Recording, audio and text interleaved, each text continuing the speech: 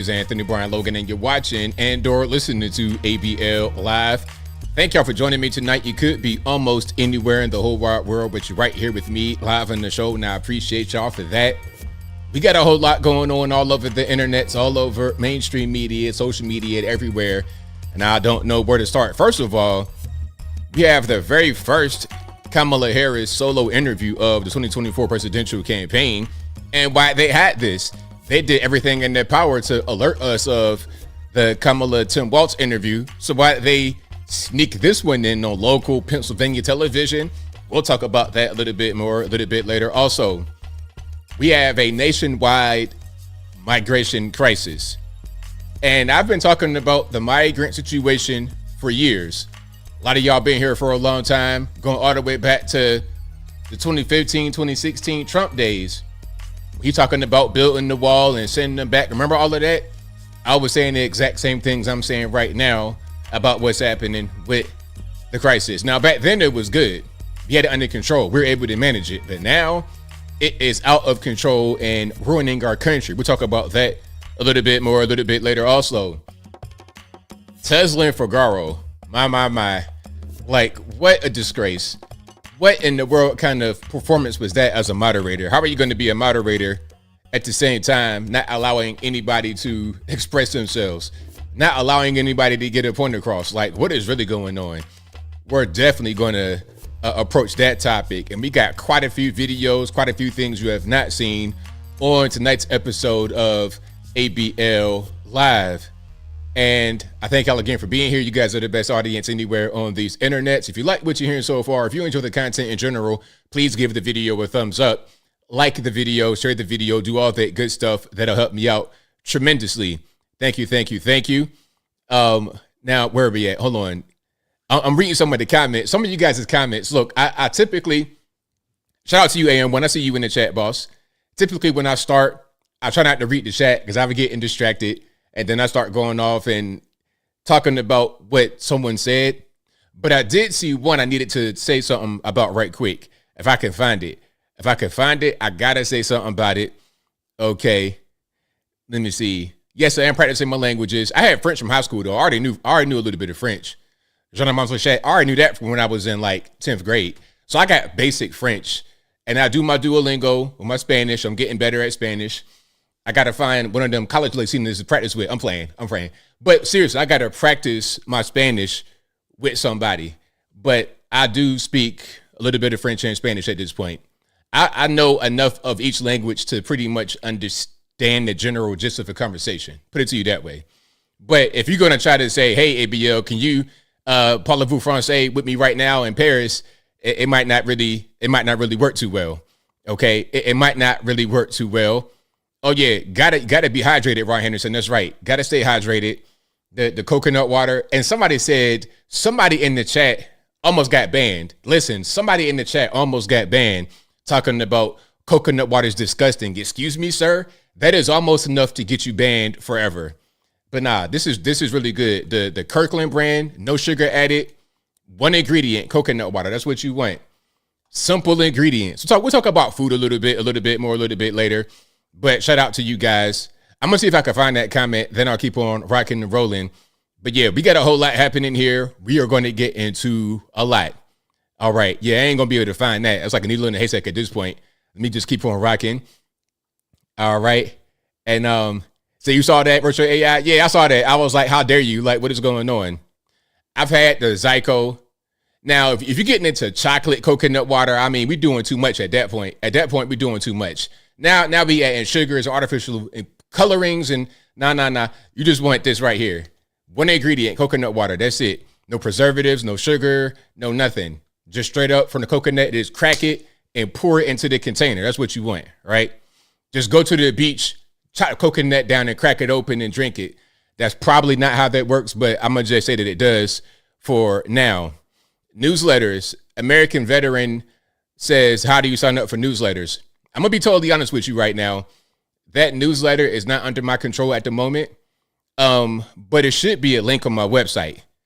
Okay, the newsletter should work as it has always, but I don't have access to get into it and change it. It's a weird thing. That password, I don't know where that password is, But if you guys still getting the newsletter, let me know. If you're not, I'll create a new one. But there should be a link. Is there not a link on here? Okay. Let me see. Is it on the contact page? Yeah, it's on the contact page right here. Let me see if this link works. Okay. Yeah, it doesn't work. Okay, let me try to fix that. Thank y'all for bringing that to my attention. Okay, thank you for bringing it to my attention. But I don't have control of that newsletter. I'm gonna do a new one. All right. What I'll probably do is like a post on my community tab or a video and just create a new newsletter. And what the newsletter was, for you guys who didn't know, you get updates for each video I put up, when I put up the articles on the website, whatever. And I will probably, I'll probably put out other announcements on the newsletter, but I won't spam you at all. I don't want to spam you. It'll be very easy on your email address. All right. So the password is password. I would never ever in my life. All right. But shout out to you guys for being here. You guys are the best audience anywhere on these interwebs.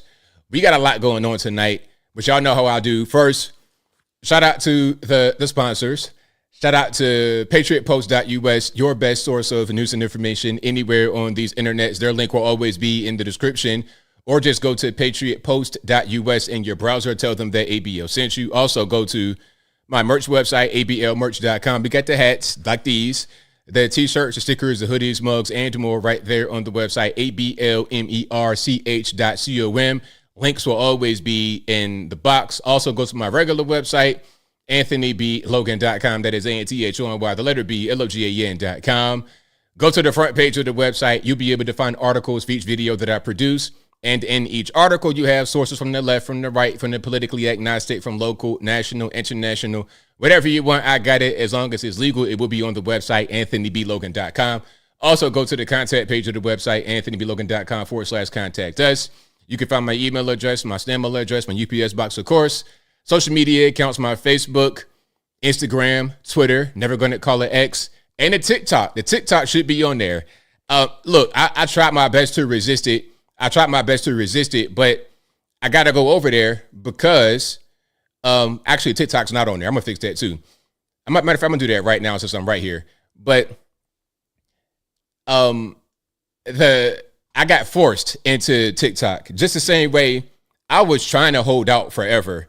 I was trying to hold out for my entire life to not get a full screen smartphone.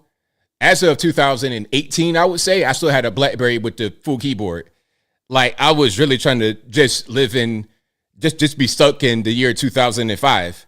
I was trying my best to do that, but it didn't, I couldn't. So I was forced to get a full screen smartphone. And then I had to get on TikTok. Yeah, I had to. Don't get sucked in, I won't. I'm on there just to put up my videos. And I've not put up a lot of videos on there, but I do have some viral videos on there. Out of my last 3, I got 2 that have over 1 million views.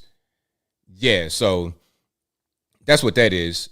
All right, let me go ahead and just send this to myself and then fix that right quick. But yeah, everything is on the actual contact page if you want to contact me. And that goes to my next thing. If you guys are being contacted by someone you believe is ABL, let's just, take a little bit of time to think about that for a second. It might not be me. Okay. It might not be me. It could be somebody trying to scam you, somebody trying to rob you. And what are some red flags? Well, red flags for that kind of thing would be, I don't know, if they promise you $1 million or some kind of fortune, or they say they got a prince over in, I don't know, West Africa, like Nigeria. It's not me. Okay. Maybe they say they got a connection with Ukraine and they can get you on the board of Burisma Holdings and you can get 50 grand a month and you could take 10 for the big guy, whoever the big guy may be in your life. You could do that deal over there. If someone contacts you with that deal, they probably the federales trying to get you locked up, but not the guy who actually did it, and or a scammer, or a combination of both, because I wouldn't be surprised if the feds pull up to your house and try to just scam you and just take money, put it into their own personal pocket. I wouldn't be surprised at all if that's the future for us. But anyway, I'm getting way too dark, way too soon. The point is, the best way to determine whether it's me or not talking at you is to look at the contact page and see if the method of communication is listed. If it's not me. Don't get scammed. Don't nobody got no time for that. I don't want you to be on the other end of the phone trying to get your retirement back from a guy like, I do not have your money. Your money is gone. Your money is going to the village. Your people come here and they harass us. The money is going. It's in the village now. I cannot. It is above me. Now, I don't want you to be on the other end of the phone like that. I don't want you to be on the phone with your papa and papa done said, yeah, I done sold the house because, you know what I mean? ABL told me that if I send him, you know, $100,000, that he can make it into $1 million. I don't want you to go out like that. That's not the way to go. That's a good experience at all. Do not do that to yourself. So yeah, shout out to you guys. I appreciate y'all for joining. If you like what you heard so far, please give the video a thumbs up. Like the video, share the video, do all that good stuff. That'll help me out tremendously. Yeah. I don't offer no kind of look, you come to me for the political stuff, for news, for that kind of thing.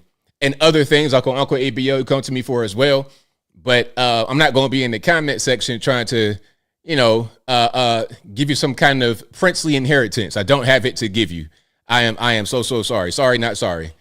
All right. But let me fix this right quick since I'm right here. I'm going to do this right now. Okay. Boom. And then we're going to fix it. But yeah, shout out to you guys. We got a lot to get into. Kate Moss's sister, Lottie. Listen, Kate Moss's sister had an issue with Ozempic. Now, the whole thing with Ozempic, you got regular normies trying to take this, people that don't need this, people that are taking it for the wrong reason, trying to lose some weight. Listen, I promise your health is worth more. Your health is worth more than these drugs that are trying to make you lose weight. And all that it does really, and I've already got that website fixed. So you go to my website now, it should be fixed on the contact page. But listen, all that Ozempic does is it suppresses your appetite. But it does a lot of damage to your body. And you can really have a problem. I heard about people overdosing on Ozempic. It's a mess. So this is Lottie Moss, 26 years old. Now, she's already thin. She was 130 pounds and she got on Ozempic. Imagine being 130 pounds at 26 years old and getting on Ozempic. See, now we're doing too much. All right. Unrealistic expectations, social media. It's getting kind of crazy. Okay. It's getting crazy. And, it's weird how Hollywood kind of yo-yos. Remember, there was this whole thing about Lizzo and fat acceptance and Big is Beautiful. Remember that? Now we going kind of the other way. Or maybe, just maybe, here's something I could say. Maybe what's going on with Hollywood is that the Ozempic, dope fiend kind of look has always been in. And then they created another space to make people who don't look like that feel accepted. But it's like the complete opposite. You go from somebody looking like they, all they eat every day is a handful of grapes. Okay. Not even grapes, raisins. They eat a handful of raisins every day and that's it. You go from that look to I eat the entire raisin farm every day. You go big extremes. And it's all to just, first, you got to just fit what you think works as a real thin look. Then you got to just appeal to the masses to have the real big out of control look. It's all a game from the media, but let's watch this. And the reason why I'm saying that is because I don't want you guys to get caught up in it. Do not get caught up in it. So here's Lottie Moss, Kate Moss's half-sister. All right, let's get some sound that might help. And RIP in advance to the headphone users. Ozempic. I'm not gonna lie to you guys, I definitely tried it. When I tell you it was the worst decision I ever made, so if this is a warning to anyone, please, if you're thinking about doing it, do not take it. Like, it's so not worth it. I took it for 2 weeks and I've never felt so sick in my life. I felt so sick one day. I'd said to my friend, like, I can't keep any water down. I can't keep any food down, like no liquids, nothing. I need to go to the hospital. Like, I feel really sick. I mean, that's the whole thing though. You can't keep water or food down because it's suppressing your appetite. Well, not your appetite. It's making you not being able to, you can't eat food. It's blocking you from eating the food. That's how you lose weight. It's really simple. All Ozempic does is block you from eating. Therefore, you lose weight because you're not eating. Now, you could just you could just not eat. You could just do that without having the drug involved. It's simple. It's really simple. So please, please, please don't do that. Don't do it to yourself. You're going to regret it. You're going to be in the hospital crying. Just don't do it. Okay. Australian or British, both. I was trying to figure it out myself because that was quite a unique accent. I don't know what's going on with that. Okay. Austro-Brit. Austro-Brit. That's kind of what's going on with that. Maybe a little bit of, Hollywood partying lifestyle, all kind of drugs, all this up here. Whatever you've been sniffing, all your cartilage is all to pieces. So that it's going the nasally is going to be on 10 if you got something going on with your cartilage in the back of your nose or whatever the case may be. Okay, so that's what's happening there. But shout out to her. Shout out to her. Now, speaking about the white women, Taylor Swift, it was a big deal, right? They said that Taylor Swift's endorsement of Kamala, it was an avalanche, a new voter registration, 500%, 1,000%, just an avalanche. But New York Post says Swift endorsement turns more voters from Harris than it attracts, according to a poll. Now, listen, I don't know how scientific the poll is. I don't know nothing, but if you have one camp saying that her endorsement was very helpful and it drove girls to the polls, and then you have another set of data that says the opposite, who knows? Who knows? Do you guys think that Taylor Swift's endorsement really helped Kamala? Do you think so? I mean, I don't know. It's hard to tell with that generation because, listen, Taylor Swift, I didn't know it was that serious, but I had to get educated. Taylor Swift is like Michael Jackson to a certain kind of person in America. Okay, somebody that might look like Taylor, her age, below that, okay, they look at her like Michael Jackson or even beyond that. I ain't talking about Wacko Jacko with the kids in the bed. I ain't talking about that. You know what I'm talking about. You know exactly what I'm talking about. That's how they view her. But do you think that endorsement really moved the needle at all? I can't tell. I cannot tell. Matter of fact, let's see the poll right quick. Let's go to New York Post and look at the poll. Okay. New York Post, Swift endorsement. There we go. And check it out that way. So here we are. Here we are. And shout out to New York Post with all these ads. I mean, I'm completely covered head to toe. Ain't no more borched. The borched then ran out. The babushkas, I'm making no more borched. I'm covered head to toe in ads on NewYorkPost.com. But let me see if they have an actual poll. Okay, so the majority, 32% of the online polls respondents think the move will have a positive effect on Harris's campaign, while 27% say they don't think it'll have an effect either way. Can we just see the poll? Okay, hold on. Most of the respondents, 66%, said Swift's endorsement made no difference on how they will vote in November. Interesting. All right. But yeah, that's what's going on. So shout out to Taylor Swift. Shout out to her. Yeah, I'm not a Swiftie either. I don't know too much about Taylor Swift. You put a gun in my head and say, hey man, name 3 Taylor Swift songs or else I'm gonna go ahead and let it go. I said, man, do what you gotta do. Send me to the upper room because I don't got nothing for you. I have nothing for you at all on the Swiftie gang. That's not my bag. That ain't my cup of tea at all. All right. But shout out to her though. And speaking about people that are not quite my bag, not my cup of tea. Merrick Garland, this guy, we dodged a bullet because this guy could have been a Supreme Court justice. Remember, Obama was in office in his, I believe, last year. And then he could have appointed a new Supreme Court justice and he wanted Merrick Garland. But since he was in his last year, he just wasn't going to get anything confirmed. Isn't that how it worked? Y'all, if I'm wrong, y'all let me know. But he wanted Merrick Garland. He couldn't get him. Then Trump comes in 2016, inaugurated 2017, and he brings on Gorsuch, Kavanaugh, and Amy Coney Barrett. Okay, that was really big because that could have been the exact opposite. We could have had Hillary Clinton, and then you would have had Merrick Garland as a Supreme Court justice, and then two more.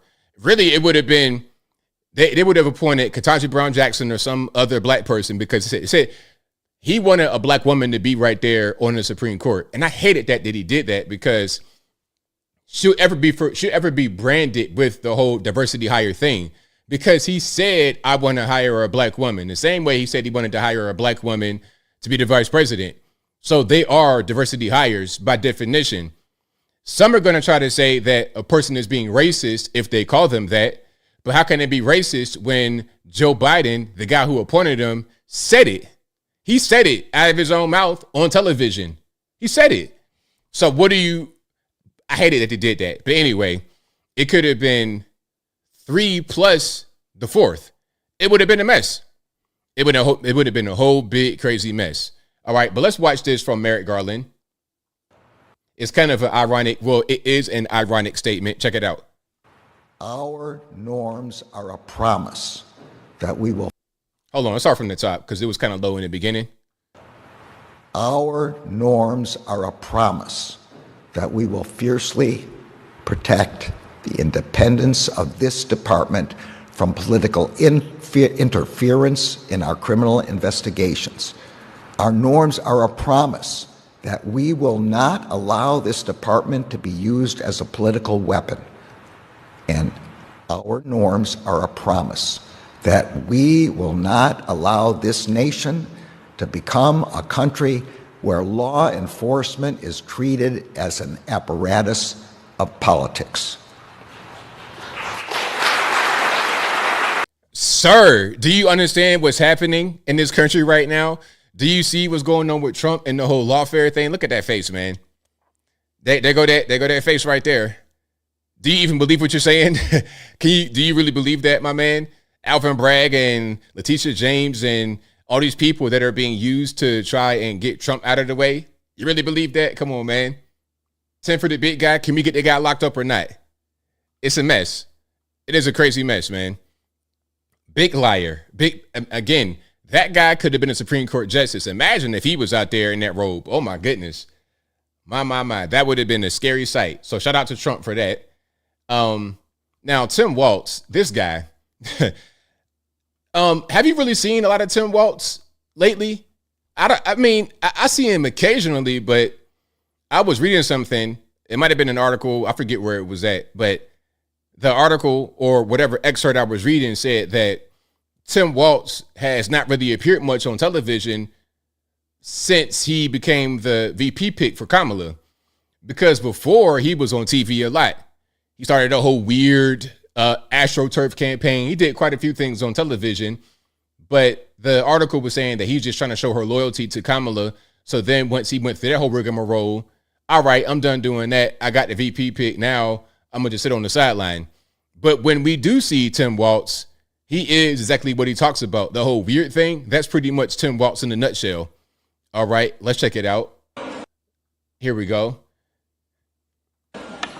Because this started, and I love this story, as a young prosecutor. A what? What was that now? Say that one more time. Sir, let's start from the top because I didn't quite catch that. I heard it a little bit, but I really didn't. Let's start from the top. Because this started, and I love this story, as a young prosecutor. Kamala Harris talked about going in that courtroom for the first time. You ain't gonna correct that. You're not gonna say prosecutor. You're not gonna correct yourself. You're just gonna let that roll. You're just gonna let it roll like okie dokie, my man. Because this started, and I love this story, as a young prosecutor. Prosecutor, excuse me, I'm sorry, apologize. I know we got little kids watching. Nah, I'm gonna just let it roll. You already know what I meant. I'm Tim Walz. So what? It is what it is, man. Shout out to China. Chinese Communist Party. That's me. That's Tim Walz. Anyway, let's keep on moving here. Now, here we go with this weird camera angle, not showing the background, like you on a green screen. He also had another easy one. Man, you're showing the background, but it's like it's that same blurred out style. If I didn't know any better, I would say that he's on the green screen, and I might be right if I say that. He refused to answer if he would sign, veto a national abortion ban. Wouldn't answer it. Well, you know why. You know why. All of a sudden now he says he's all for the support or whatever. Here's the deal. He doesn't trust women, and they sure the hell don't trust him.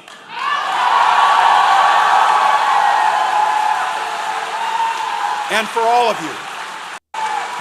All right, so that's him. But then let's say he brought his wife out, and when you hear her, you're going to understand why they're together. This is it's an even match, in my opinion. But I kind of liked it. RIP to the headphone user. Sorry for the loud noise, because my left ear right now is pretty much out of commission. Let's start from the top, shall we? But I kind of liked it when she did this. Turn the page. You like that? Okay, so I need you to be with me and practice with me. What are we going to do? We're going to turn the page. Oh, pretty good. Do it again. We're going to turn the page. And we're going to turn the page. All right, so I'm going to be watching you, because when I see Wisconsin, and I'm going to watch you nationally on TV, because this is a pretty important place, and Minnesota helped you practice with this, you just show me this. Turn the page. Right? Turn the page. Okie dokie. Now, do you know what I hear when I hear her voice? Do you know what I hear when I hear her voice? Hold on. Let's do this.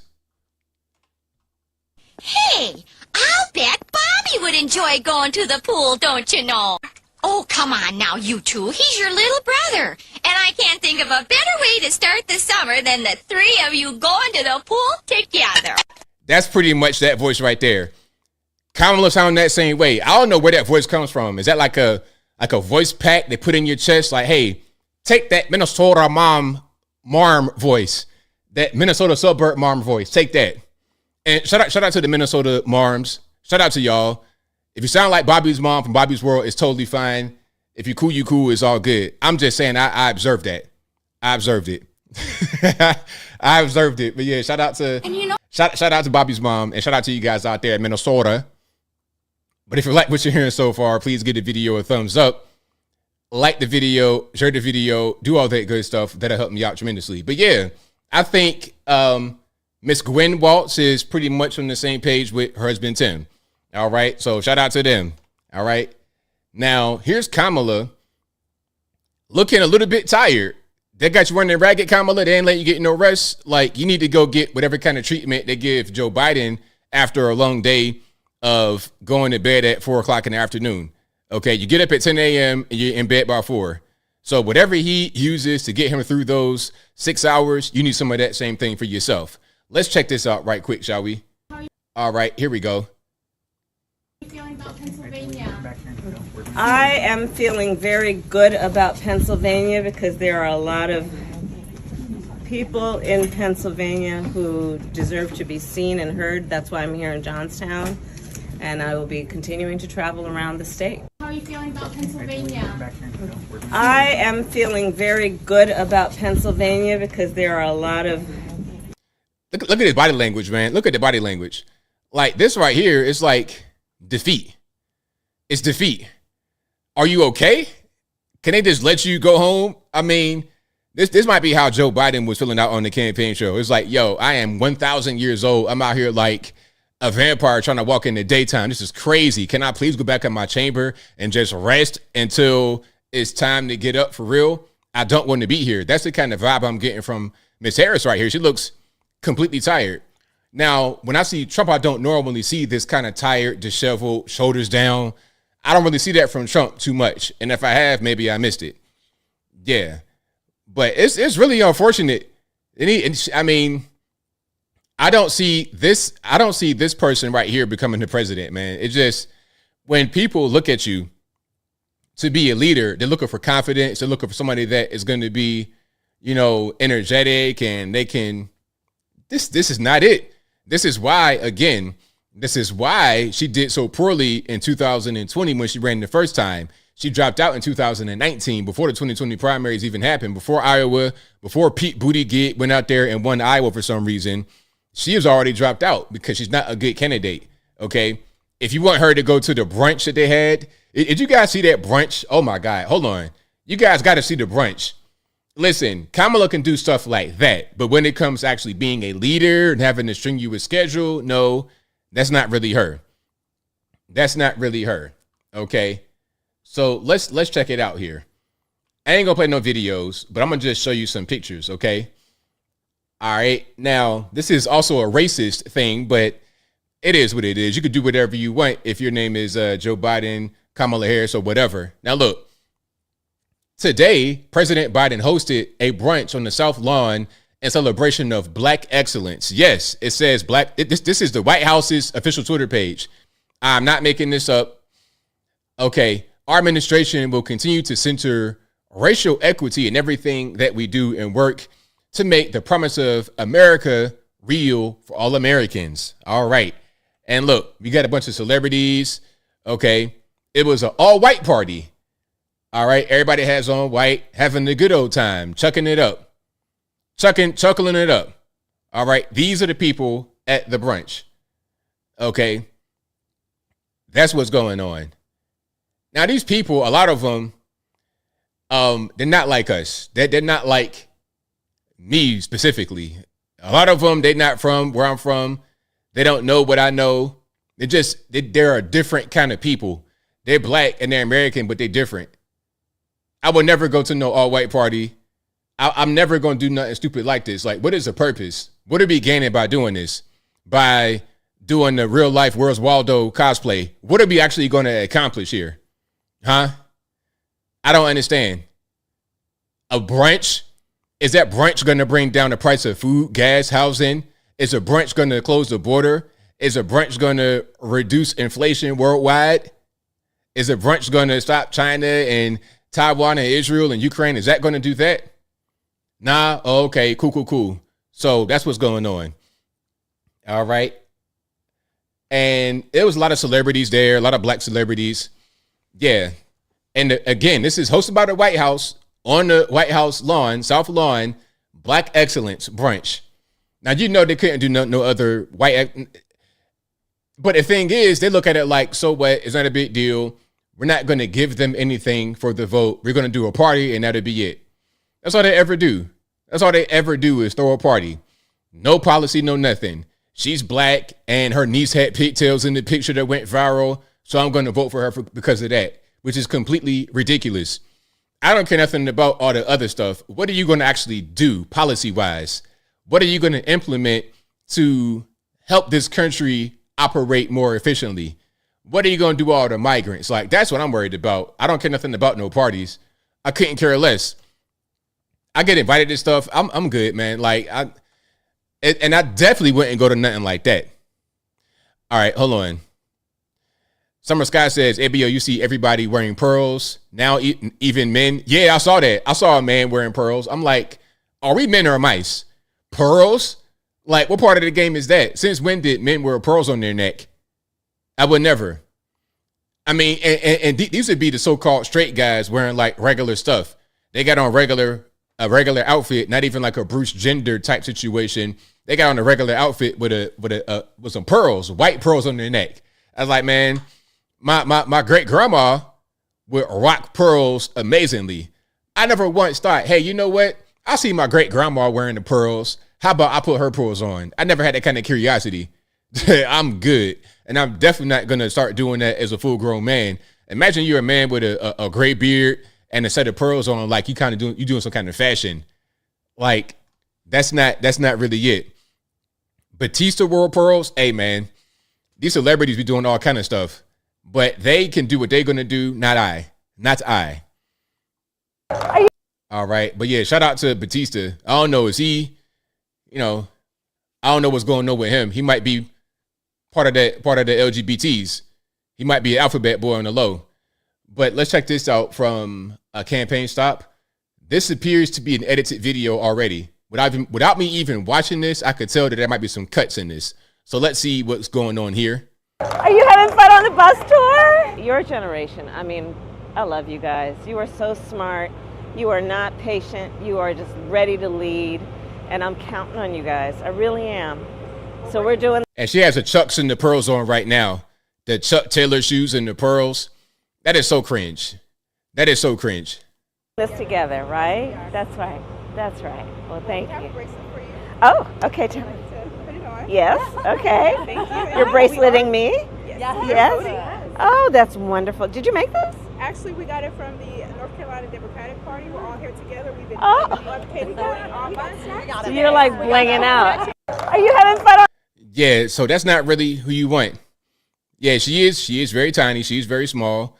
She's not built to be a president. Like that. That's the size difference. Her stature, it matters. Like I said before. Don't have it.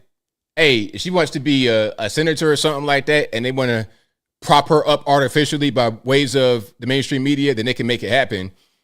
But if you're going to be running for that kind of office, there's a certain thing called a track record, right? Okay, so Kamala as a senator, what did she actually accomplish for California? I know all you do is vote, whatever, but what did she accomplish for California? As Attorney General, what did she do in California? Lock black guys up for weed and ticky-tack charges. Meanwhile, you have a migration crisis happening. You got the homeless crisis happening, drugs, gangs, all of that's running rampant. So you kind of like, picking at low-hanging fruit. You're not dealing with the bigger issues. So here is San Bernardino, i.e. Inland Empire, Southern California. All right, check this out. Well, we're here in San Bernardino at the alleys. As you can see, you can't even get in there. You can't walk in there or nothing. It's all blocked off. That's always at the other end. Our sister's over there, this lady. She's not even that old, but it's just what they do that makes them old, so she's gonna make contact with her. So, well, we're here in San Bernardino. I mean, look at this. This is crazy. You got encampments everywhere. And like I said before, I put up a post on my social media, and I was asking if you guys have seen an uptick in the homeless in your area. Out here, yeah, I see it where I'm at. In some of the shopping areas, they out there. And they're not just homeless. I can't even really put it into words. Obviously, we got some drug problems going on with some of these people. And they just kind of do whatever.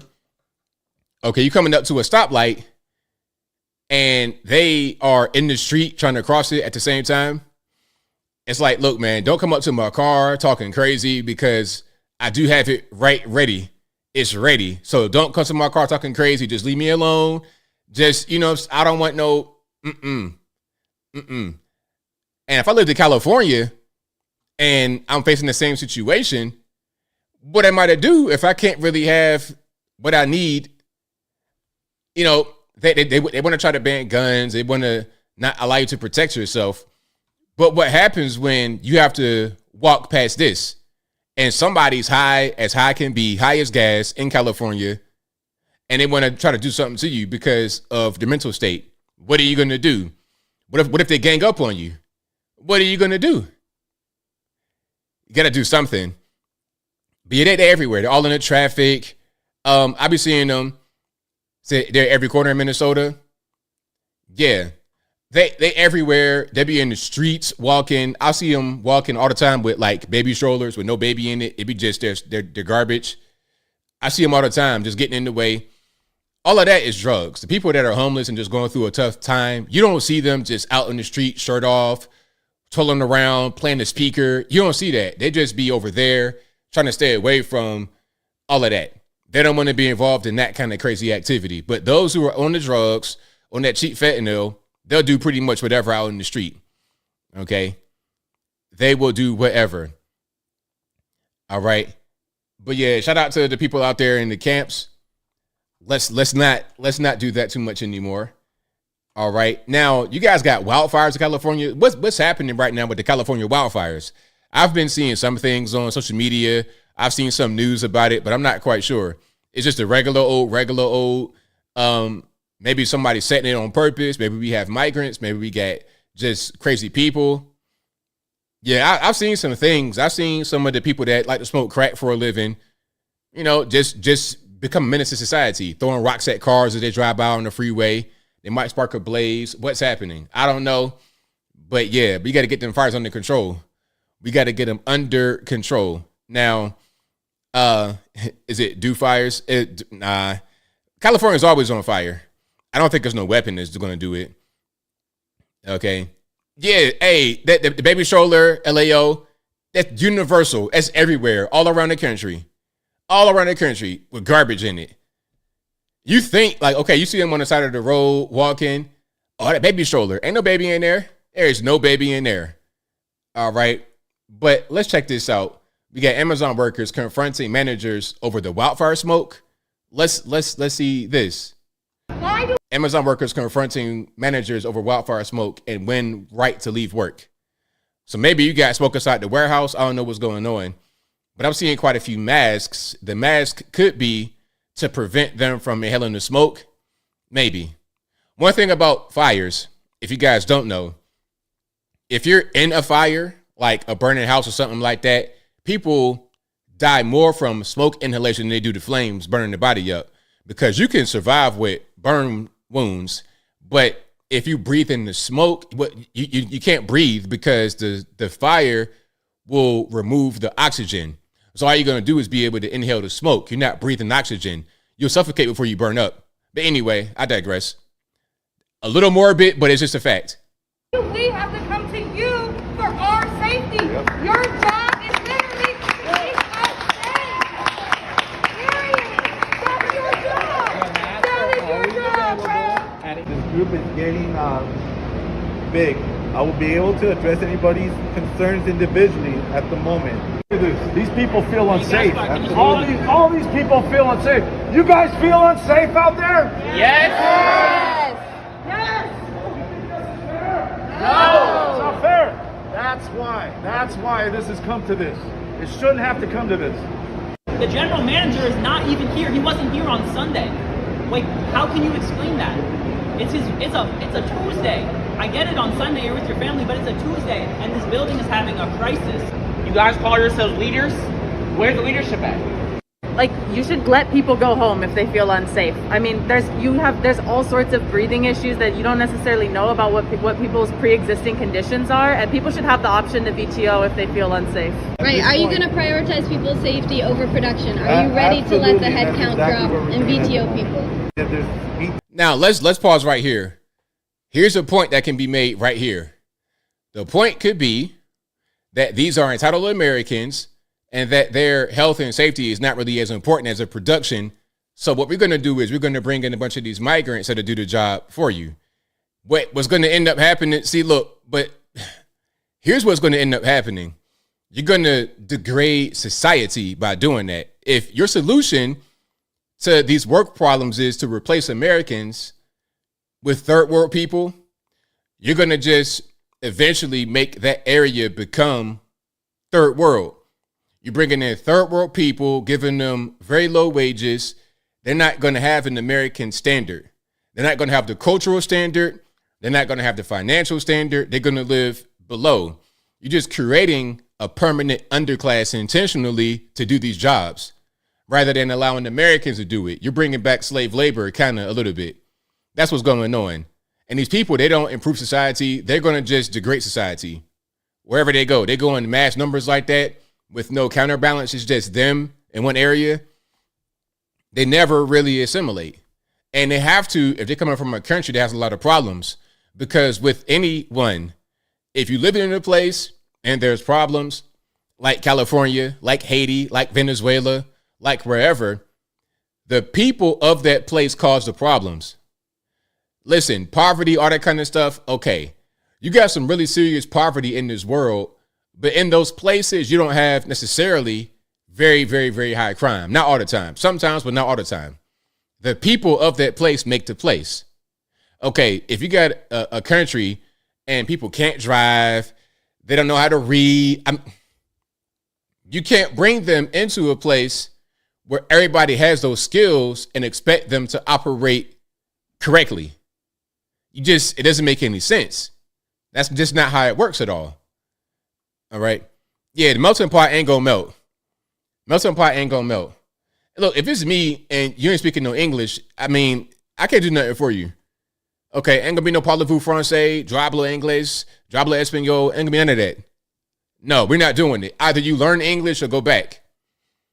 I can't go to China with no Chinese at all and expect to be catered to. Maybe if I go to Beijing, Shanghai, maybe they could speak some English, but I can't really go definitely into the interior of the country with no Chinese and just make them speak English. That's just not how it works. Anyway, now this is an older video, if I'm not mistaken, about the stealing that was happening in these stores. I forget where this is at.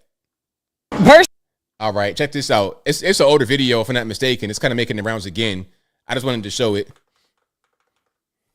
Actually, I don't look at a crime. If you're going into Target, a multi-billion-dollar company, and stealing clothes, it's not a crime. You're resourceful. Not a crime? Hell no. You're resourceful as fuck.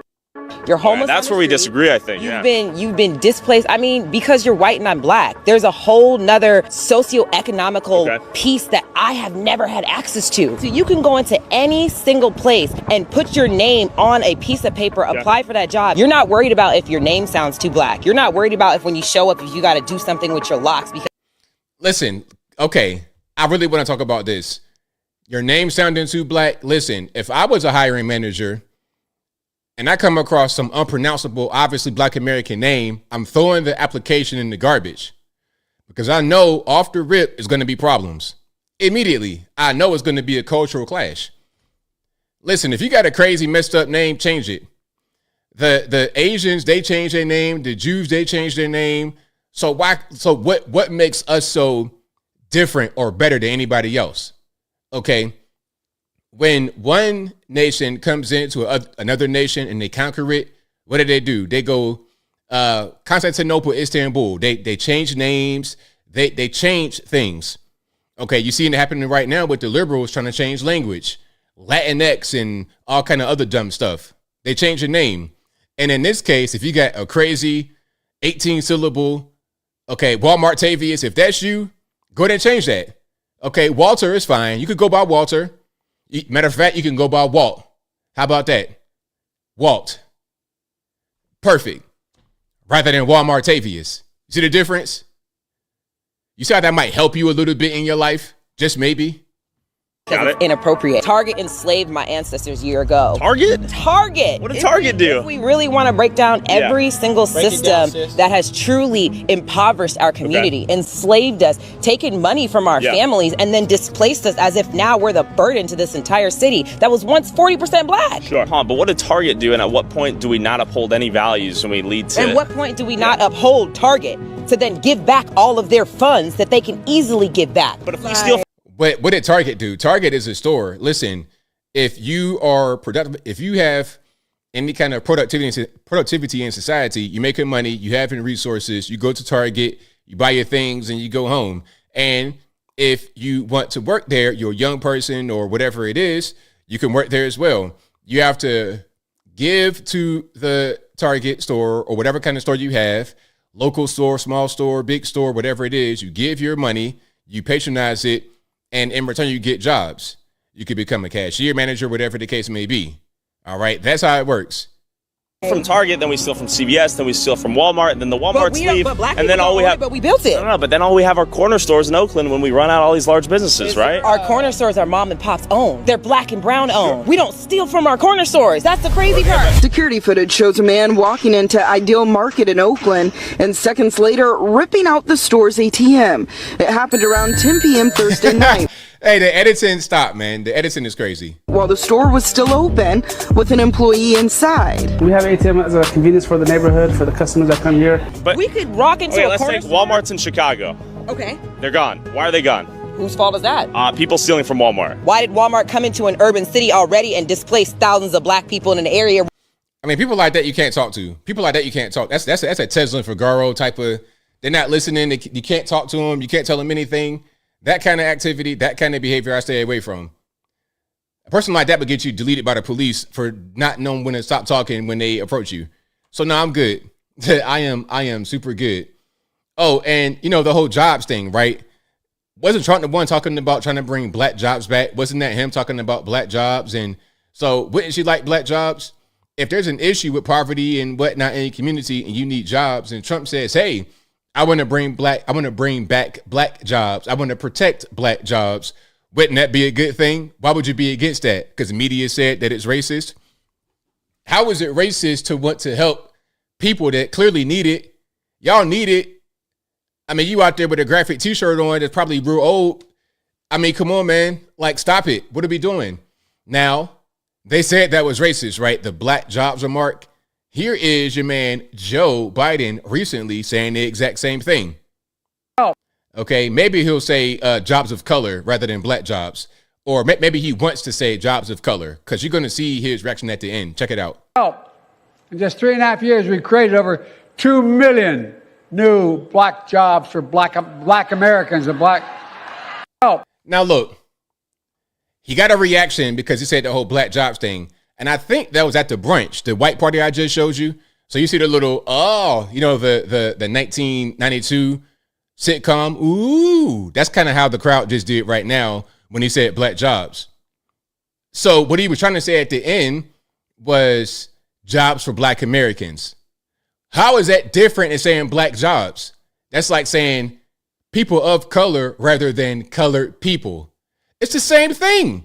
You just made it sound fancy. Jobs of blackness. How about that? All right, how about that? Jobs of blackness rather than black jobs. This is so dumb. One more time. Oh, in just 3.5 years, we created over 2 million new black jobs for black Americans and black. Oh. I mean, listen, I don't even know if what he said is true or false. The 2 million new black jobs. I don't know if that's true or false. But everybody says black jobs. That's not a new thing. He's not saying anything different, but because the media and social media have made that be some kind of bad thing, now you can't say it all of a sudden. Now all of a sudden it's a wrong thing to say, which is ridiculous. Okay, are they cheering? I don't know. I think that they were like, oh, you can't do that. They were kind of like reacting. Yeah, doing that 1992 sitcom noise. That's what that was. It's like, man, what are we even doing? Now, speaking about audience reaction, so there was an event at a firehouse in Shanksville. I suppose that's for 9/11 because it was a plane that crashed out there. And I think that's in Pennsylvania, right? So let's look at Biden coming in. I think that's Biden and Kamala. Let's look at them coming in. Then let's look at Trump coming in.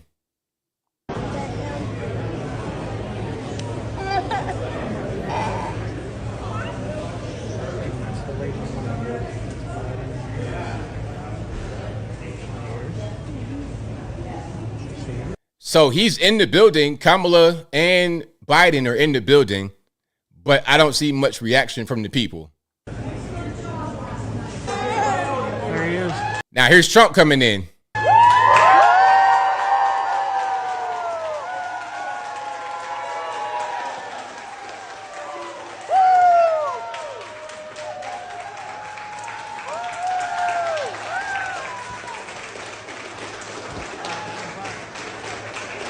So I think that straw poll kind of goes in Trump's favor just a little bit. Just a little bit. It goes in his favor. You think? Maybe? I don't know. I think the reaction pretty much, hey, the eyes have it. So it is. Shanksville for Trump. That's pretty much what's going on. Yeah. Fire Mission says you could hear a cricket sneeze. That's right, Fire Mission. You could hear a cricket sneeze because there was no noise being made for Biden and Kamala. But when Trump came in, hey, man, we're loving it. Now, here's a video. This guy, hold on. Matter of fact, I want to play that full thing. This guy from MS13 DNC. If I can find it right quick, I'll play it. But if you like what you're hearing so far, please give the video a thumbs up. Like the video, share the video, do all that good stuff. That'll help me out tremendously. Here we go. This is also. What's this guy's name? Ellie? I don't know, man. Like this dude, funny looking dude with this, size 52 suit on, an afro puff. It's like, man, come on, man. Like, what are you doing? Are you a character on television? Are you like Tropic Thunder right now? What is this?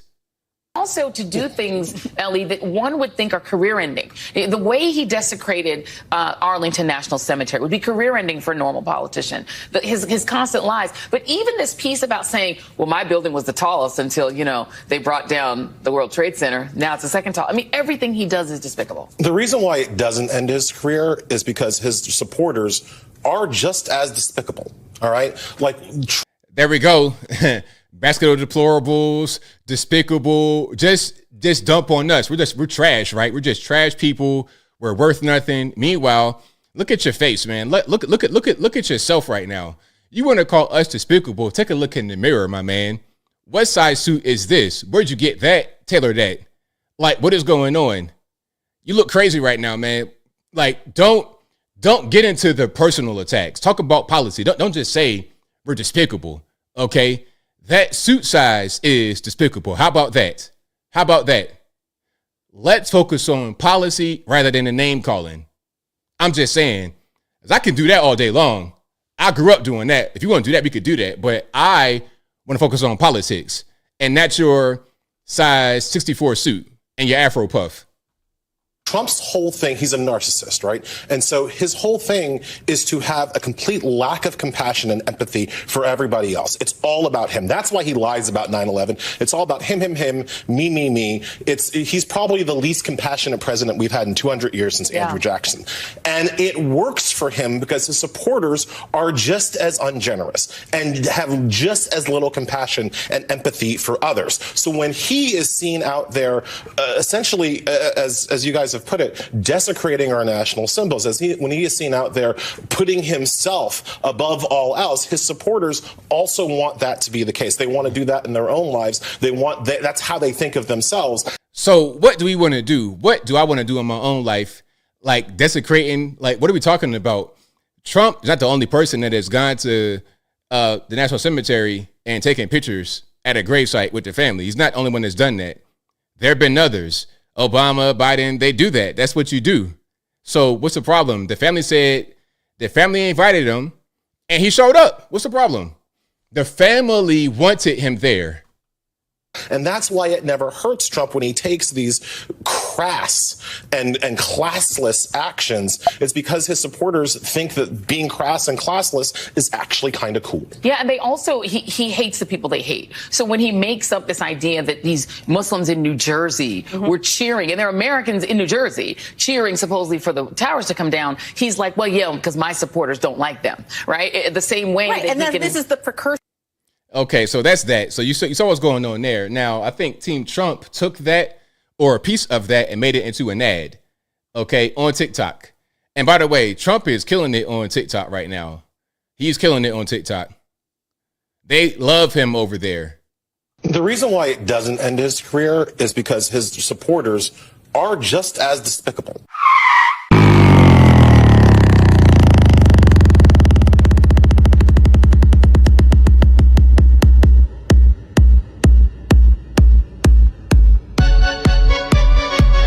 Got music going on. Let's not play that. But yeah, now you can see the actual supporters. You can see the people. Okay.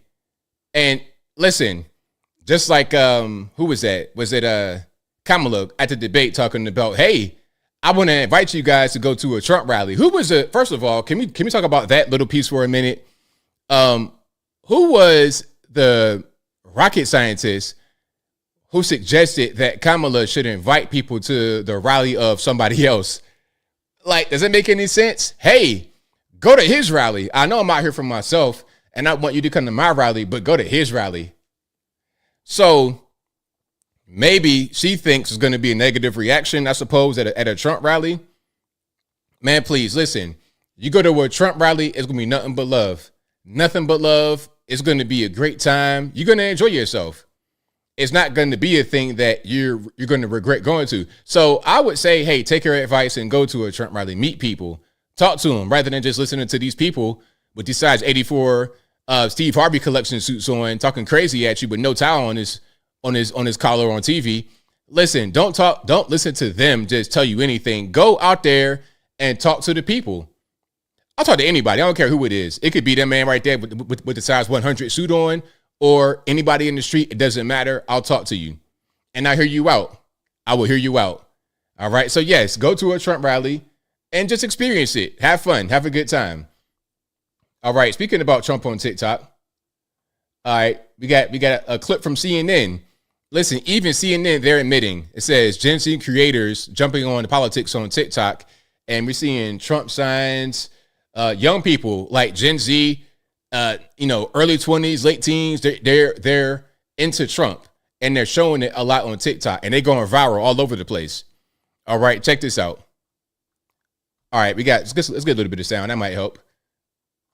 Despite what some people refuse to believe, Donald Trump is receiving so much support from people that are young, kind of like my age. Right.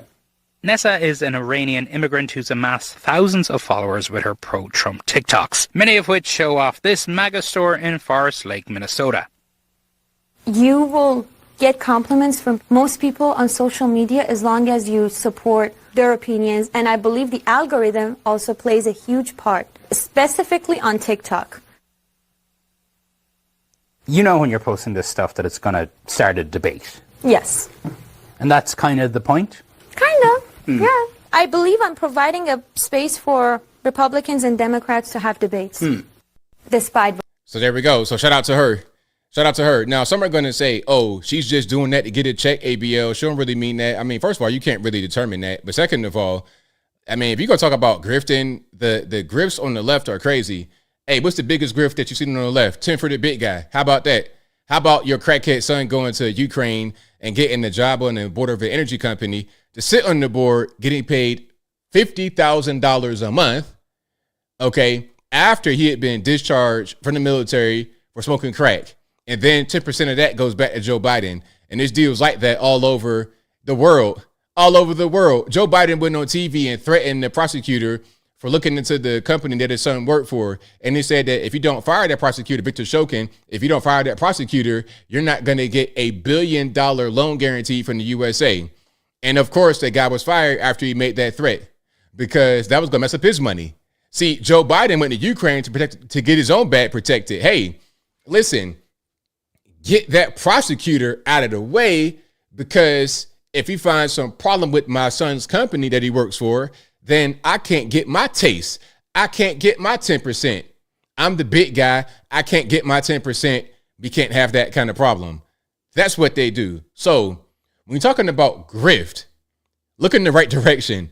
Don't look at somebody with a Trump store selling T-shirts and flags. Don't look at that. Look at the big guys. Look at them. A Barack Obama getting paid $400,000 a year for a salary, but yet has an estate in Hawaii and Martha's Vineyard and all kind of. Come on, man. Like let's just use our brain a little bit.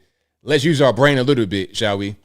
Okay. Now we got another a TikTok right quick. Hold on. Let's check it out. They're eating the dogs. They're eating the cats. Eat the cat. Eat the cat. They're eating the dogs. They're eating the cats.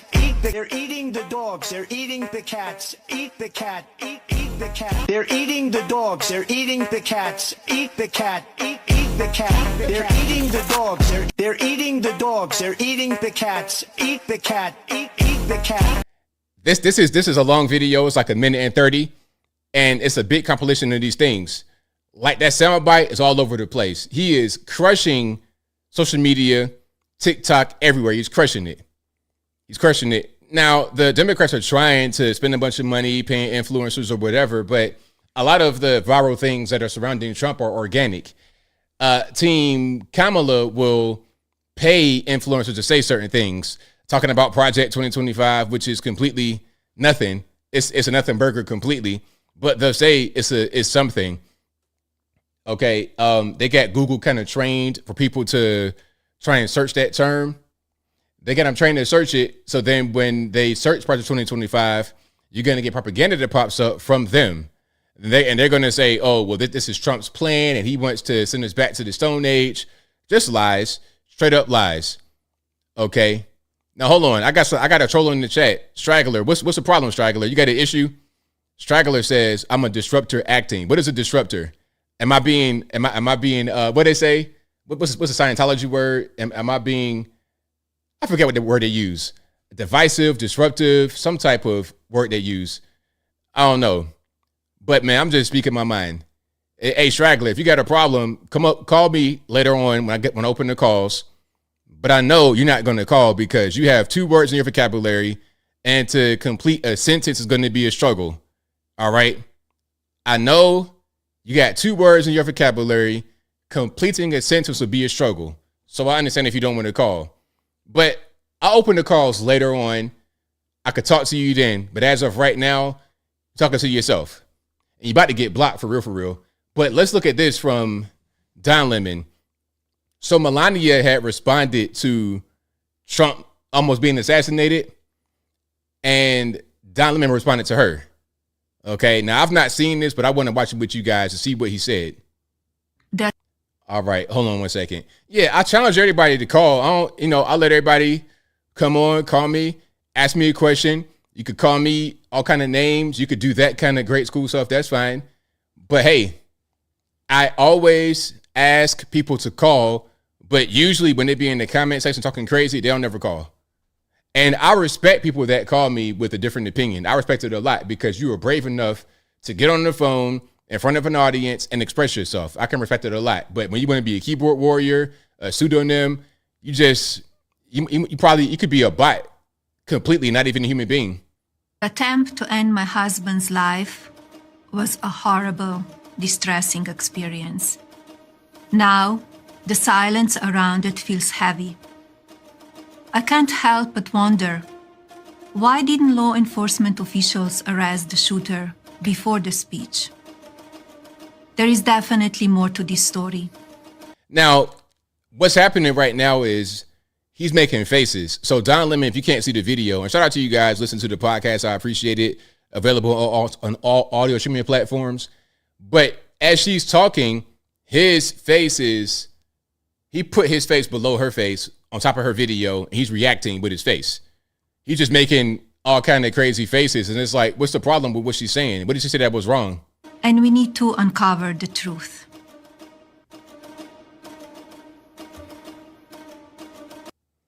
Don Lemon, what's the problem? I mean, everybody's asking that same question. How do you let that guy get on top of the roof, do the cha-cha slide, the electric slide, okay, do the caterpillar, the snake, whatever they got going on? Regular normies had their phones out looking at him like, hey, there's a guy on the roof. There's a guy on the roof. Y'all don't see him? Hey, he's right there.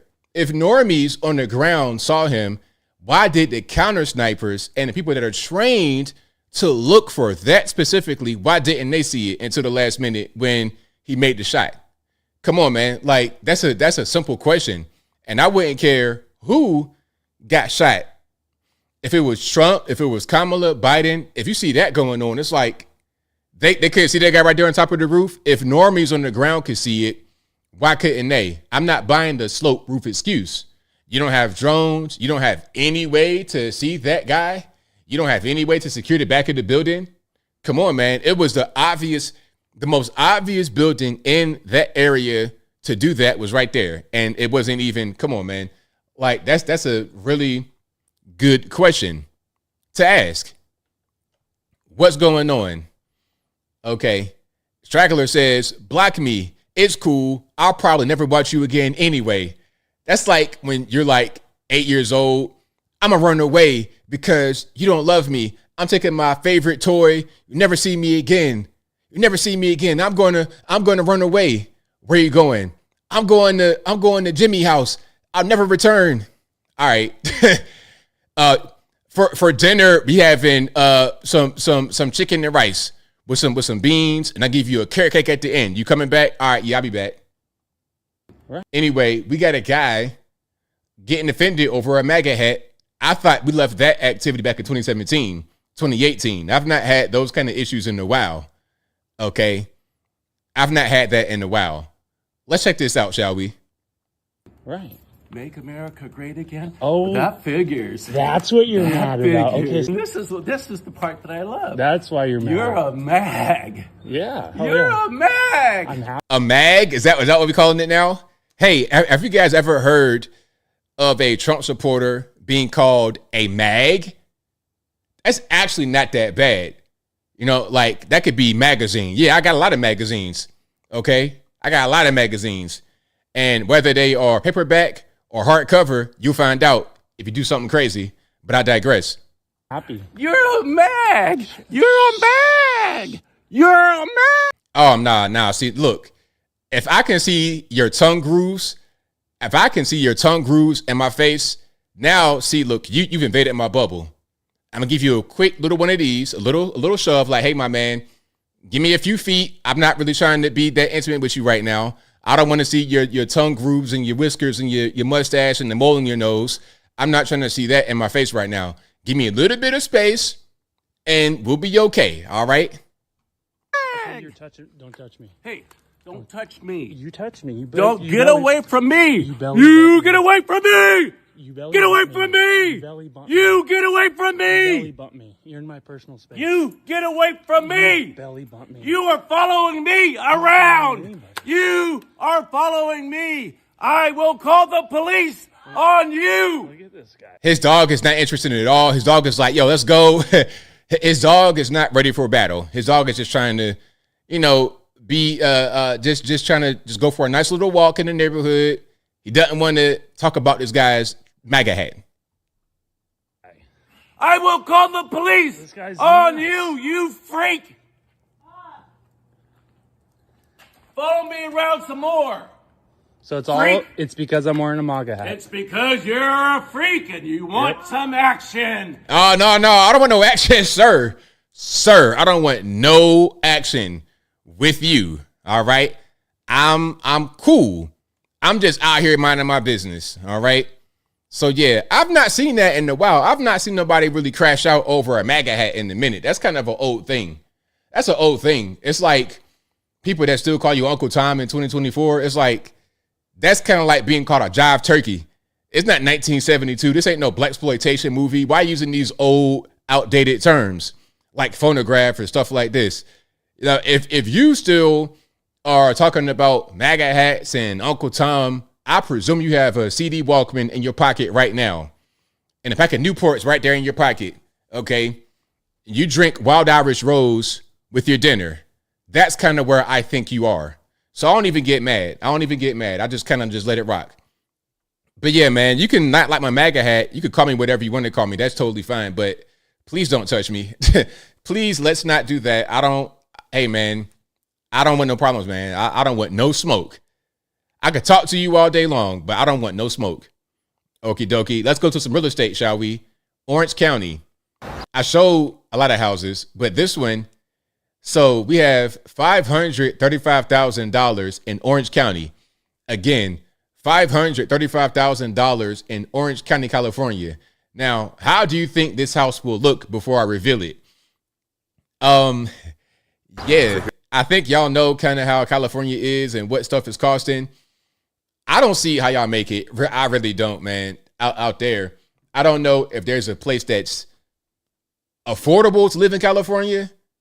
I mean, maybe you got to live on the peanut farm or something like this. I don't know, man. But Orange County, $535,000. How's it going to look?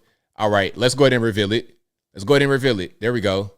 So here's what you get for $535,000. Beautiful city of Santa Ana, California.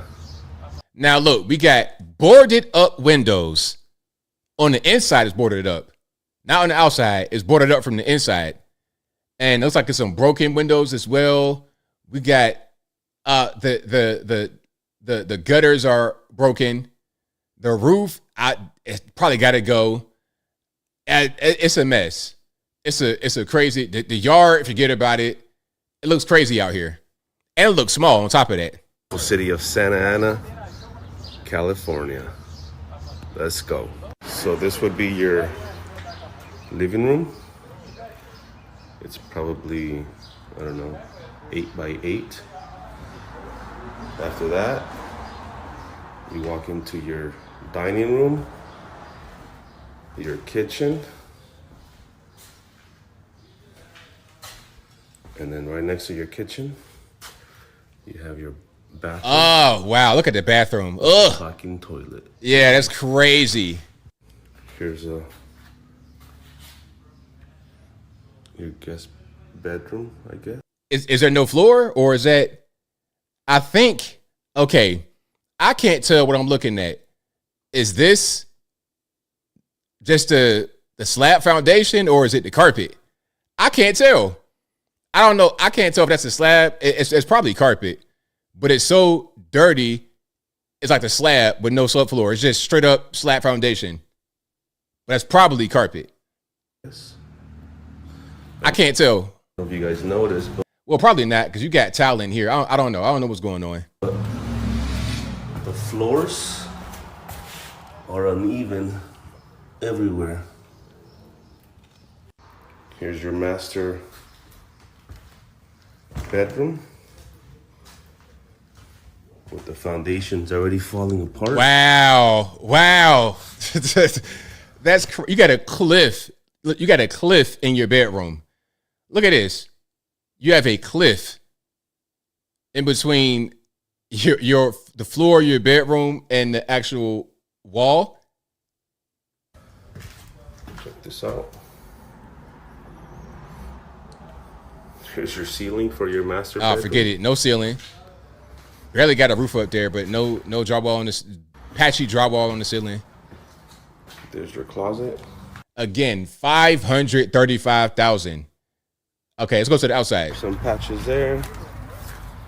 Some more patches. And the last patch is a door. Here's your garage. But hey, you get some rain gutters. Barely. Right? At least you're getting some rain gutters. It ends there and then waters your tree.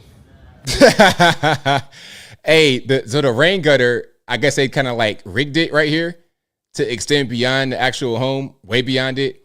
And since it's way beyond the home, it's like right in the tree. So you get a freshly watered tree from the rain. Whenever it does rain. It ends there and then waters your tree. Here's the backside of your house. And welcome to your backyard paradise.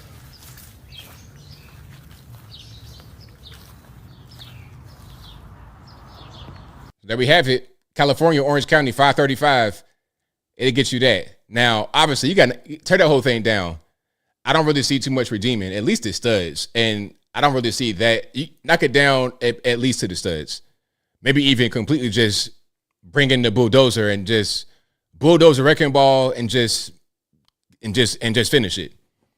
Yeah, I'd much rather sleep outside for sure. I'd rather sleep outside in my vehicle. I definitely sleep in my vehicle before I sleep there, for sure.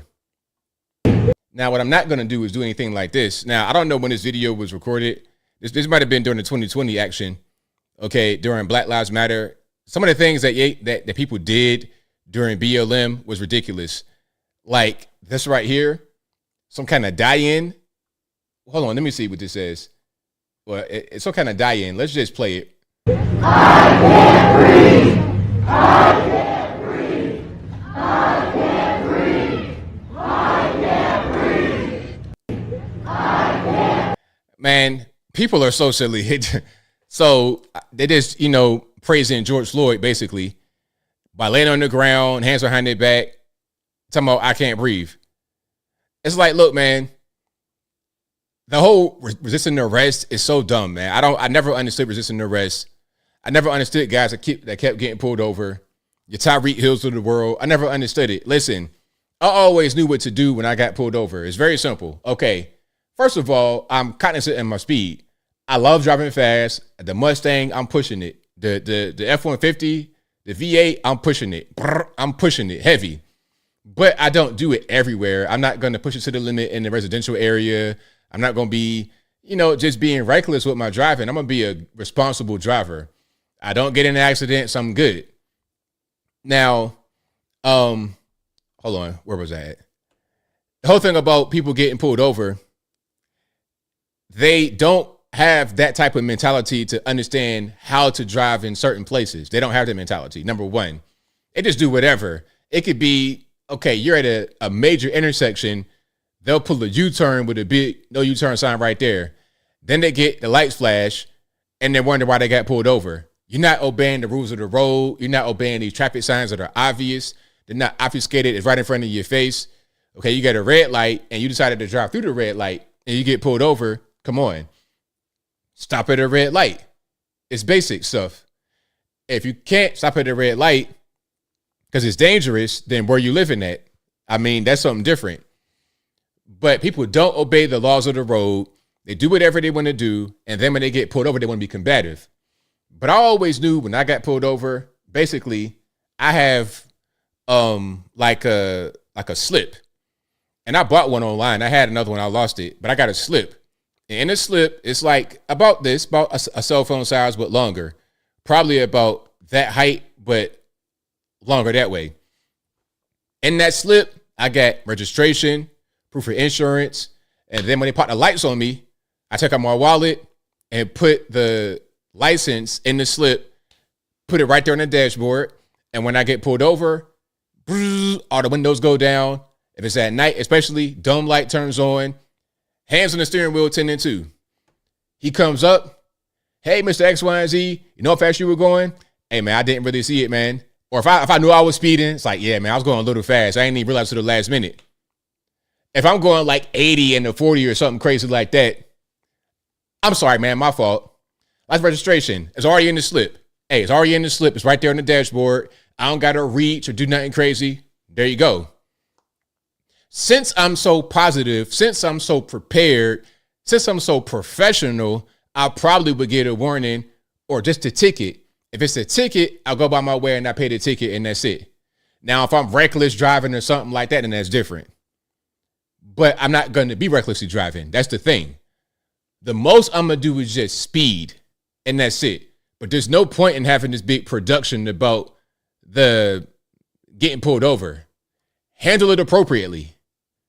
I've never in my life had a problem, ever. And I'd have been driving in the hood in Virginia in 100% white areas and the Mustang with the top down so you could see my face. Okay. I never had an issue because I know how to behave. The majority of these stops where something happened, somebody get deleted, it's the person who got deleted or got hurt or got injured did not know how to behave. Walter Scott, although the cop was wrong for what he did, what happened? You're locked up. You're in the back of the cop car. You want to escape. Now he got to chase you. And that day he decided, you know what? I don't want to chase him. Boom. He's wrong for what he did. But guess what? It could have been prevented. It could have been prevented. You could have just stayed locked up. Go to jail, pay child support, come back. You all right. You want to escape? Bro. Now, once you get caught, you got the escape charge and you have still child support is still due. But anyway, I digress. So shout out to my man right here who won against California because he was fired for being white. All right, check it out. My name's Isaac Newman. I teach history in Elk Grove Unified School District. The start of all of this really goes down to a checkbox. My union for a leadership position required us to check a box identifying as a person of color. So you couldn't run if you were white. They're assuming that white employees are a problem who need to be solved. And that's really the core of their belief system that I don't even think they know that's their belief, but they certainly shouldn't be surprised that I'm the one fighting this fight.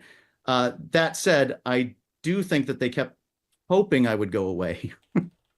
My lawsuit is a victory for racial equality. It forced my union to desegregate their board.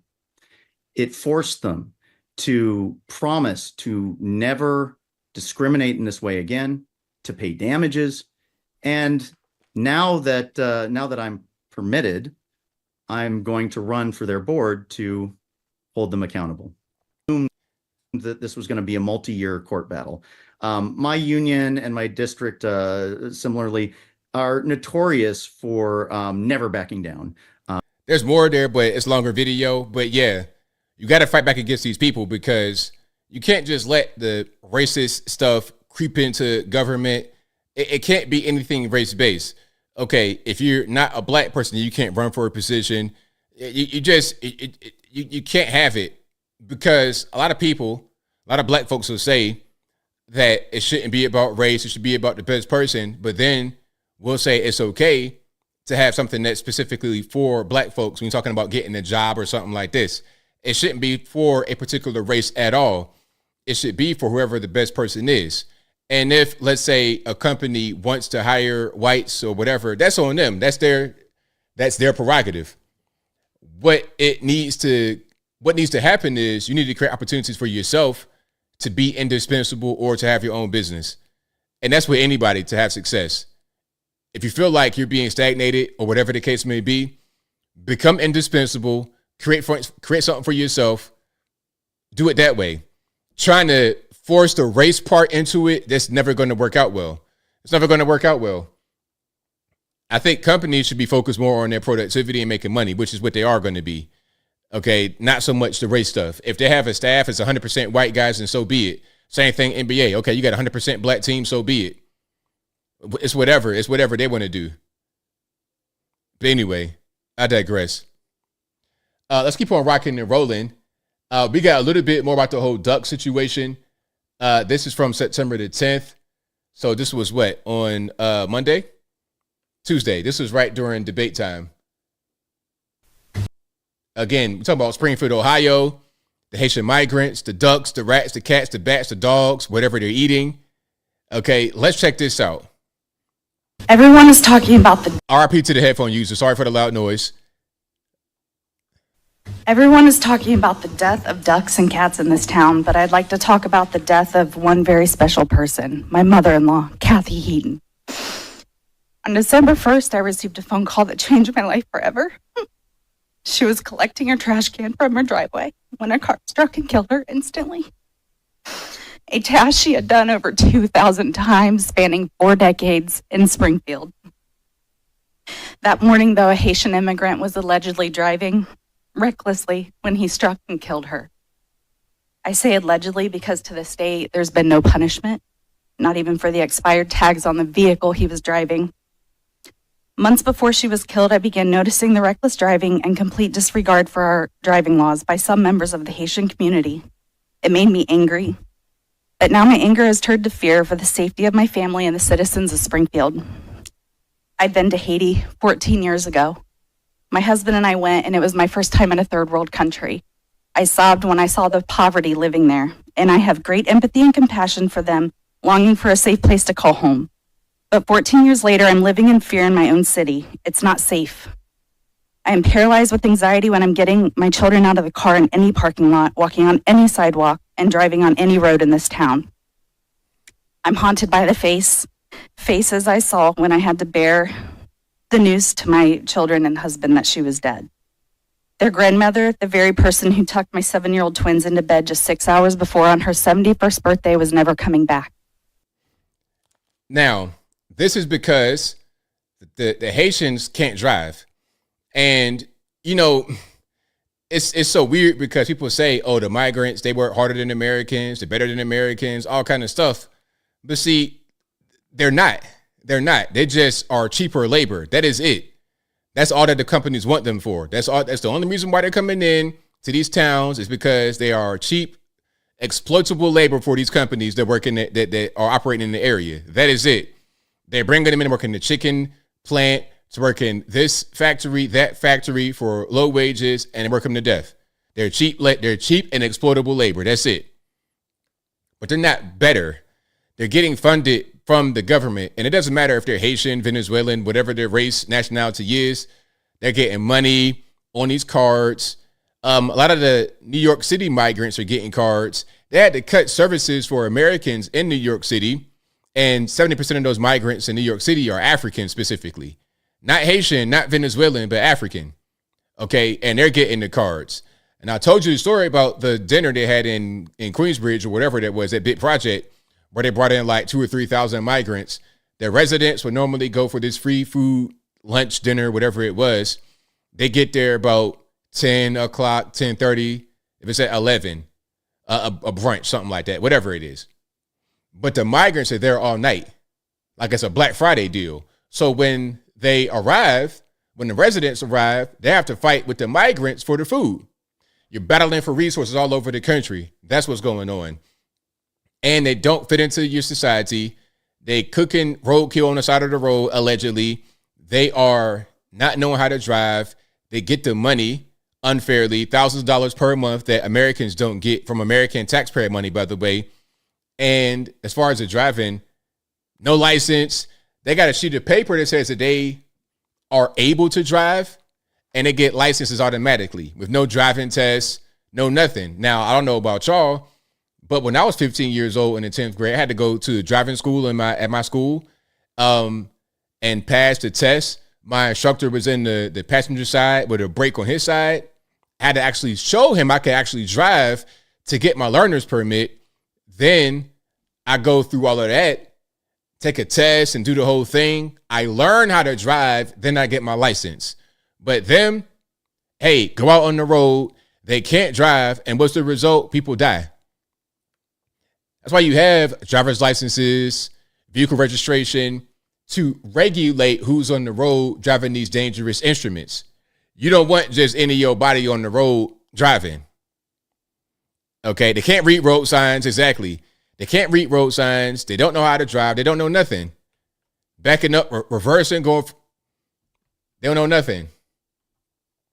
All right, now here's more from just Taylor Hanson. Shout out to the young guys out there in the streets.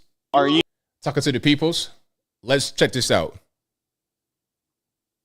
Are you homeless out here in Springfield, Yes. Ohio? Yes, me and my baby both are. How long have you been homeless for? I've been here in Springfield since January, and I've been homeless the whole time. The whole time? Yep. Okay. Do you feel like the Haitians or kind of the influx of the Haitian immigrants are taking away from resources that you could potentially have? 100%. 100%. Before they came here, we could get housing. Young single moms could actually afford to pay rent. Yeah. Now that they're here, $900 for a 2-bedroom? How is a young single mom supposed to pay that on top of her kid? So we got to fight for our money, our food stamps, our medical, everything. We got to fight for it, but they get to come here and just get it handed to them. That's not fair to my daughter. Not me, my daughter. That's taking from my baby, and I'm not okay with that. What you're saying right here is right on point. I'm a little bit distracted because of the back. You got these guys drinking and whatnot during the daytime. You know, one thing that they want to do to Americans, they want to put us on these substances and the drugs and the alcohol, keep us distracted, keep us not really being productive, keep us not being competitive, and then bring in outside people to undercut us if we are trying to do right. It's a mess all the way around. It has to end. Something has to be done. They're taking from our children. Not us, our children. The future of our country. And that's not okay. I'm 100% not okay with that. It's 100% disrespectful to us. Granted, I respect the fact that you got a war going on, okay? You could come over here and respect our customs. Don't come here taking away from us. Respect it. Fight with us. If we got to fight for it, they should have to. Everything we got to do, they should have to abide. Facts. Everything that we have to do, they should also have to do. Like, I don't know, getting a driver's license. Like, I don't know, not living off the government, getting paid $5,000, $10,000, $15,000, $20,000 a month. Okay? They can't operate with different rules than we do. That's not how things should go. By why it's our country, our rules, our laws. How is it being homeless out here with a child? Very difficult. I struggle to provide everything. Yesterday, for example, I was struggling to just get her diapers to the point I was about to go steal a pack. That's how bad it gets. Do you get any kind of government resources or anything? I'm currently in the process of reapplying for food stamps, but again, even that for us is a fight because of these Haitians. We can't get these simple things because they're coming and they're taking it. They're getting it handed to them while our own country, before they got here, yeah, we were struggling, but them coming here, we're struggling more. How do we support another country when we can't even support our own? Now, what she's saying right here is nothing but facts. There may be some drugs in the background or a current. I don't know nothing about that. I ain't gonna put that on her. But what she's saying is all the way 100% facts. Okay, how are we going to go support other countries while we got problems here? Let's focus on getting this cleaned up right here. Let's focus on this first rather than trying to go abroad and help them. That's not fair to us. How's that right? How's that right to the future of our country? We gotta live in fear on a daily of our babies getting kidnapped because of the Haitians. Our kids can't even simply go play in the front yard no more without fear of them getting kidnapped. That's why you will never see that little baby anywhere but my side. I can't even let my kid be a kid and play without fear of them either getting kidnapped or hurt because of these Haitians. And that's not fair to my child. Now, I've not heard about Haitians kidnapping children in America, but kidnapping as a practice is very prevalent in Haiti. But again, I've not heard about anything happening in America. I'm not saying it hasn't, but I've not heard it. But I have heard about it in Haiti. Oh, yeah. She should have the right to play and be a kid without fear. But no, we don't get that. We get foreigners coming to our country, making us fear on a daily basis of losing our babies. So yeah, shout out to her. I mean, it's rough out there. It's crazy. And shout out to, again, the content curator, Taylor Hansen. Tayler, Taylor Hansen. Shout out to him. Hansen. But it's a mess out there. Now, there was we got a media fact check, right? There's a guy. There's a guy. This picture right here, did you see this? Of a guy holding some what appears to be some geese. Looks like he got 2 geese in his hands, right? In his hand, he's just carrying it, walking down the street like it ain't nothing going on, right? Now, I'm not going to say that guy's a Haitian, but I've never seen just a regular dude walking down the street with a couple of geese in his hand like it's just a fashion accessory. I've never seen that. So now the fact check is that this is a real picture, but it's from Columbus and not Springfield, Ohio. So I guess that's that. But let's hear some of the audio, shall we? All kinds of people sent us this picture, claiming it shows evidence of Haitian migrants catching and eating geese in Springfield. We've uncovered the picture was actually taken in Columbus on July 28th, and we pulled this street view from a mapping system to show you exactly where it was taken. The 4700 block of Cleveland Avenue in Columbus. The picture was posted to social media, and Governor Mike DeWine told me it caught the attention of ODNR. All kinds of people. So, I mean, is he a Haitian? Is he an American? Columbus ain't that far from Springfield. It's kind of like central southern Ohio. It ain't that far away. So what's going on? And whatever his nationality is, where are the geese going? Where's he going with the geese? Is he just trying to rehome them?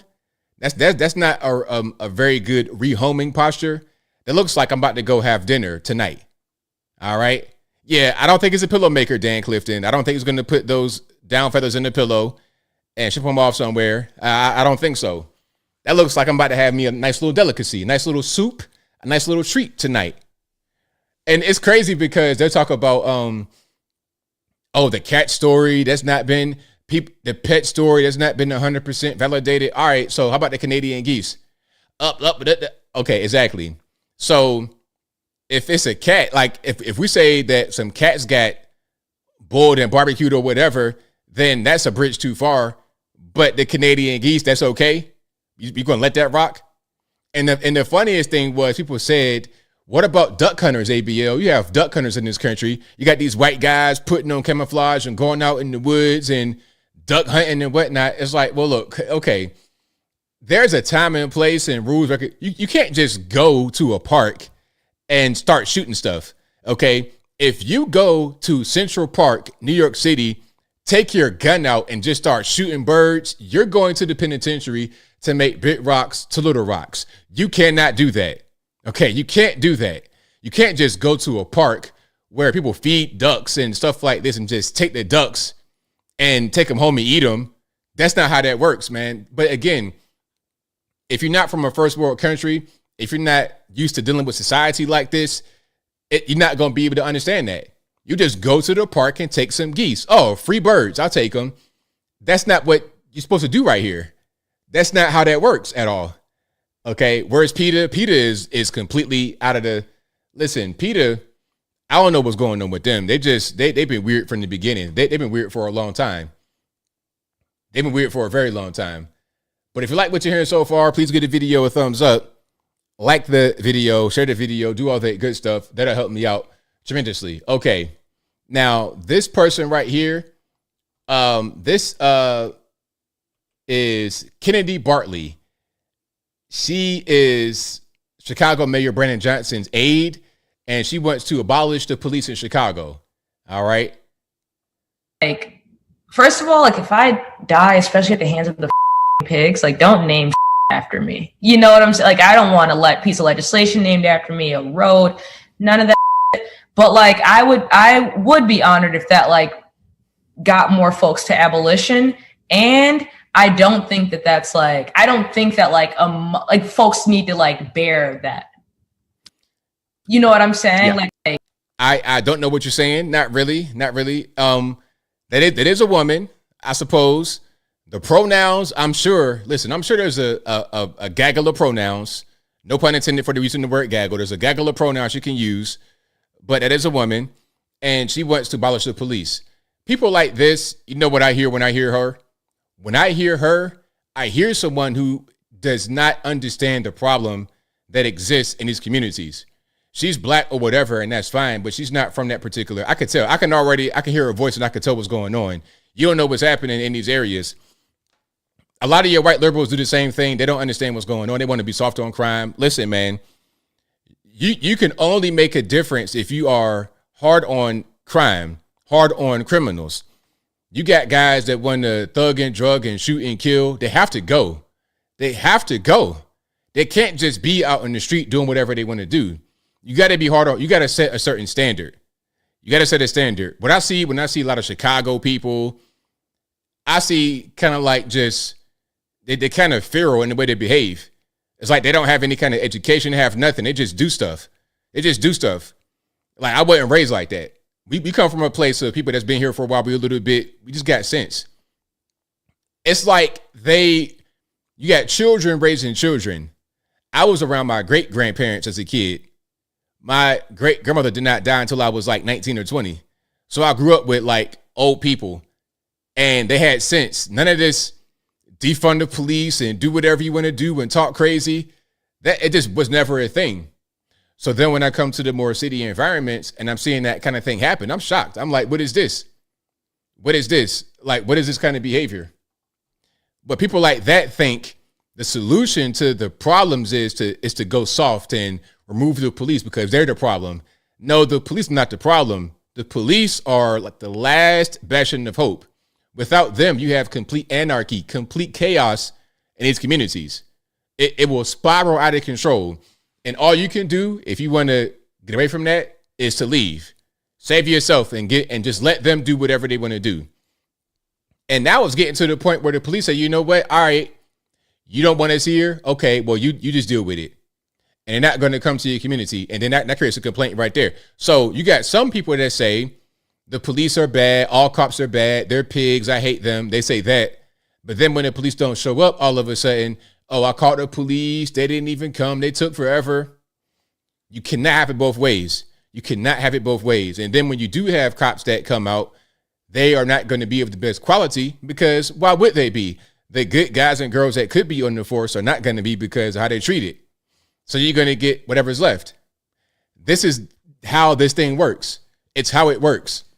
People in the community, they don't have any education. They don't know what's going on. They can't read or write or anything. They don't know what's happening.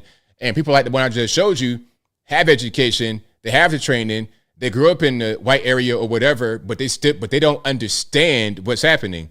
So then they get into positions of power because of the education, but they implement incorrect policy. Kamala Harris, another one.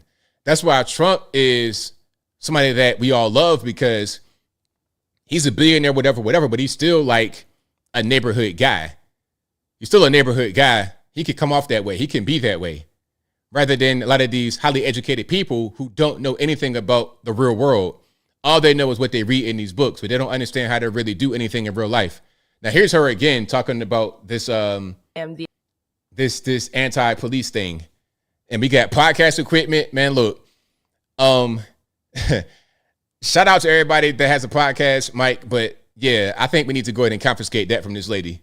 Executive director of an organization. And so to the extent that I have like power and influence in that space, you know, I really do try to like just affirm like what people's bodies are telling them, live into like the values that we're about. You know, like so many of us are like anti-capitalists and, you know, like recognize rest as like both a form of resistance and just like what humans need, because we're not machines. And at the same time, there's kind of like the. Now, look, if y'all can translate that, that'd be great, because I don't know what she's talking about. She might as well speak Mandarin Chinese right now. Just speak Mandarin Chinese. I would understand just as much of what she's saying. I don't know what's going on. And they get trained and taught like this in K through 12 in college. That's what's going on. That's how they get trained. She spot run. Do you know how to read that? No, okay, but you know all these complicated phrases that mean nothing. You know that all the way well. Too well. Okay.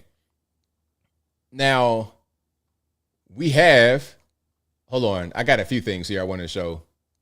I want to show the young lady again right here. This was part of a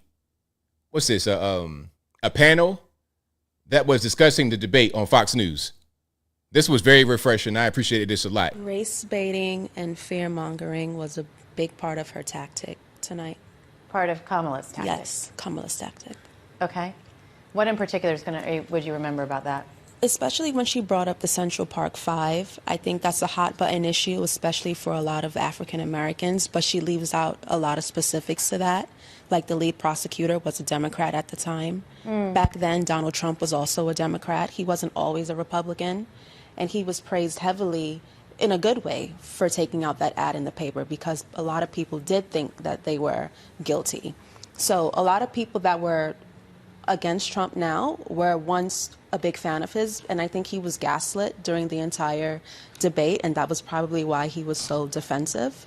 And even when he brought up the topic of race, he brought that up because she's pandering. She's using being black as a trope to get the black vote, But instead of her leaning into it, I would have liked to see her lean into the fact that, yes, I am a black woman, and this is my plan for Black America, but she clearly doesn't have a plan because she's essentially not black. But she used that as a moment to paint him as a racist. Boom. Boom. Very well said. Very well done. That is what I like. That's what I like. And listen, her opinion, of course, I agree with. So she gets points for that, but also the presentation, not loud talking, not trying to name call, just really kind of getting to the points. Very good. Very, very good. Hey, you guys out there, y'all thirsty. Hey, I don't blame you. I don't blame you. She's definitely a catch. Shout out to her. Okay. Now contrast what you just saw. Contrast that with this. This is Tezlyn Figaro. Oh my goodness. This lady right here is the absolute worst. They play into the angry black woman stereotype. They play into it, and I hate it so much. I hate this so much. People like that, I hate. If I have to talk to them in real life, I'm just not going to do it. I'm good.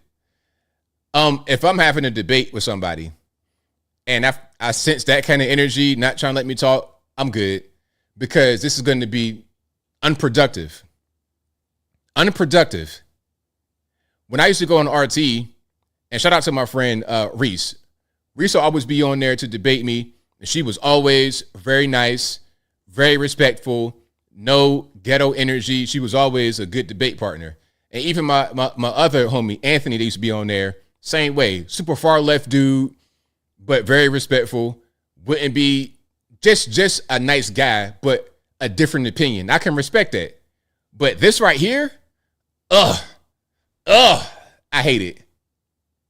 Jacques, I want to give you the props for those laptops because I know it's going to make the difference for those kids that you did that to. So people who are online, please just watch who you give, who you're trying to knock and who you give respect to, because those are resources that you didn't have to do, but you did it because you've always been a real one. And so we, as a community, we appreciate you, and you should be, if anything, one of the first people to speak, because when people aren't looking, you're still working for us. Mm-hmm. And I do want to say this, and this is, I mean, Tez, I know you said one thing. You said, "Hey, you know, you sit next to a big dog. You sit next to a big dog." But out of that whole stage right there, if Trump wins, only one of y'all going to the White House, and that's Michaela right there. And so we got to be honest on what we got to know. We have to know. What I'm saying is, hold on. Out of the whole crowd, only one person. Hold on. Let me just. We gotta listen to each other. Let's hear. Go ahead, brother. And this is why. The black people, and when it comes down to finish your comment, baby. When it comes down to a divide, focus on when it comes down to a divide. And what they try to do, they try to say, hey, you can go ahead and finish, but they talking at the same time when you're talking. And then what happens is, okay, as I'm talking, you start talking, he starts talking, then we all talking, and nobody can hear anything because we're all talking at the same time. We're talking simultaneously. You can't hear anything. You hear 1,000 voices, but you don't hear one word. You hear 1,000 voices, but you can't hear one specific distinct word. In our community, this is why, because we're talking about everybody being so politically correct instead of in 4 years, what are we going to get? You mentioned chaos. Black people have been in chaos way before this debate ever started. We're in chaos in the homeless shelters. We're in chaos when it comes to the Department of Labor. We're in chaos, the fact that Jacques has to bring out laptops for the kids because there's not enough resources in our community. Right. And so when we have a sister with a different opinion than ours, it's about giving that respect. The fact that... Hold on, wait a minute. Wait, no, you're not. No, I'm going to stop you because you're going on and on. And this sister here is the one that invited this sister. So if I did not respect this sister, she wouldn't be sitting here. You're going to put some respect on that. This kind of behavior, and look, she's supposed to be the host and the moderator. This kind of...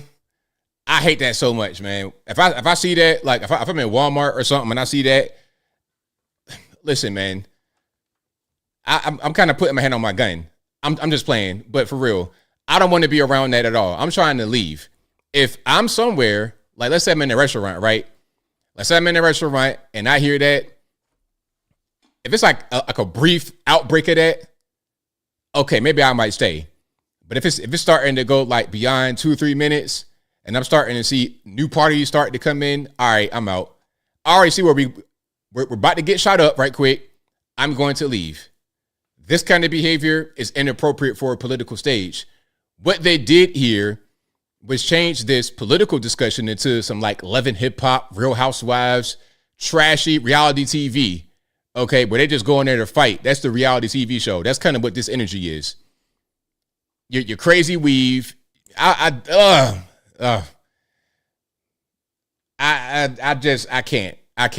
can't. And then when I talk about that, they say, oh, you hate black people. No, that's not how we all got to act. Nobody in my family acts like that. And when we see it, we're going to go, listen, if we're on the same side of the street as you and that kind of behavior is going on, we're going to cross to the other side. And we're going to make sure that we're safe. That's just what it is. Because if you start to crash out and I'm around you, I don't want you to crash into me. I want you to crash into a brick wall rather than ABL. Okay, gorgeous wig though, yeah. Nah. Okay, now we have Angela Rye, another one who needs to go. And the Breakfast Club is the common denominator here because Tezlyn Figaro was on the Breakfast Club quite a bit. And now you have Angela Rye also on the Breakfast Club. Now, Angela Rye was on Breakfast Club because they had third-party candidates on there. They had Jill Stein and some other dude with a dashiki purple shirt. I don't know what he was wearing, but she was on there and acted the fool as well. Let's check this out. But here's one thing. Okay. I think we can agree on. Either you win or lose this election. There's really no in between. Dr. Stein, in 2002, you ran for governor of Massachusetts and you lost. In 2004, you ran for state representative in Massachusetts and you lost. In 2006, you ran for Secretary of the Commonwealth. You also lost. In 2010, you ran for governor again, this time against the first black governor in Massachusetts, Deval Patrick. You lost. In 2012, you ran against this country's first black president, and you got just less than 0.5% of total votes cast. In 2016, you ran against Donald Trump and Hillary Clinton, losing significantly with 1.4 million. So just for a little bit of pause for Breakfast Club's sake, hey, Breakfast Club, don't claim the live stream for the clip that I played. I mean, listen, anybody watching the Breakfast Club, no way. I'm giving you a little bit of attention. Don't give me no copyright claim for 41 seconds of video. Don't do it, please. But what's happening right now is that Angela Rye is listing all the times that Jill Stein lost in elections, basically saying, you're a loser. Why are you here? That's what I hear. Now, you understand that a person like Angela Rye, Roland Martin, all the rest of them, they're getting money. They're getting paid by these people. They're going on platforms that are owned by others, and they're being paid to be there. So you got to ask yourself, where's the money coming from? And maybe that's why they say what they say, and why they say it with such veracity, with such vim and vigor, because it's a job for them. You see, it's a job to be kind of the attack dog, the pit bull, the Democratic Party. Don't you see? Votes cast for you, but 0 electoral college votes, which I agree with y'all needs to be abolished. But 136 million people voted. And you lost that election as well. So I want to know what the pathway to victory is for you in 2024. It can't just be. Now, I'd like to provide a different frame. Shut your mouth. Watch your fucking mouth. Whoa. Somebody cussing? What's going on? I want to provide. And I also. Can I respond, please? And Kamala Harris supporter. May I respond? Go ahead, Angela. Go ahead. Well, I would like to respond. This is the framing of the empire and the oligarchy and white supremacy and colonialism, which wants you to feel that resistance is futile. This is about voter blaming and voter shaming. Let me just No. What you're not going to say is that I'm ever parroting anything at the hands of white supremacy. This is something that's very different. This is me asking you again. It's a binary choice in an election. I'm just pointing out that these are the talking points. No, it's not the same talking points that the DNC I didn't get my talking uses. This is not DNC talking points. This is my research. And sadly for you, the research says you have never won an election. You have been successful in pushing forward certain agendas as an advocate, but you have never won an election as a candidate. Now, what Angela is saying is correct, but why attack your guest like this? You can lay out the fact that she hadn't really won too much, or you could say something like this. You could say, well, your opponents or your naysayers will say you don't win. You're just kind of in here for your own purpose. What do you say to them? But you're attacking her. She's trying to answer your question. You're cutting her off. That's not how you do that if you're going to be an effective host. You see, that's not how we do. And again, this show, a lot of these old shows, Breakfast Club, Revolt, they don't really understand how to do this thing. That's why we, the alternative media, are stomping them in the wine every time. We stomp them in the wine every time because we do what they do better than what they do. Old school media out of the window. New school media is where it's at. Is that a winning strategy? So in order to win, a journey of 1,000 miles begins with one step. And in this case, it's many steps. Let me point out, please. You need to compare the Green Party, not with those who are taking money from AIPAC and the War Machine and Wall Street. But here's one. So there's more, but that's pretty much you get the general gist of what's going on. Angela Rye, that was crazy. I understand the question, but you can ask the question in a respectful way. And when the person is answering, don't cut them off and get in the way of the answer. That's just not how you do that. All right. Yeah, that's crazy. It's like, are you here to be my debate opponent? And even in a debate, you don't do stuff like that. In a debate, you have to let the person answer the question, get their point across without over talking, because at that point it becomes an argument rather than a debate. So you're not even practicing the rules of a debate, let alone your job as a host or as a presenter, whatever they want to call her. Yeah. So shout out to her though. But what she said is what Jill Stein said. That's who was talking if you didn't know. What Jill Stein said was correct about, well, they don't get money from the big people, from, the big money players, the war people, they don't get that kind of money. Angela Rye was also right. There's no path to victory. But again, you can ask these questions and speak to each other with respect. That's all that it takes. It's all that it takes. You get your point across and it's all good. Now, Kamala, hey, shout out to you guys who sent me the email saying, hey, did you see the new Kamala interview? They're trying to hide it. Listen, until I saw you guys' emails, and shout out to you for sending me the emails. I appreciate it. Like I said, I do read your emails. Until I saw your emails, I had no idea the interview happened. And it happened, what was this? I think 2 days ago? This was posted yesterday.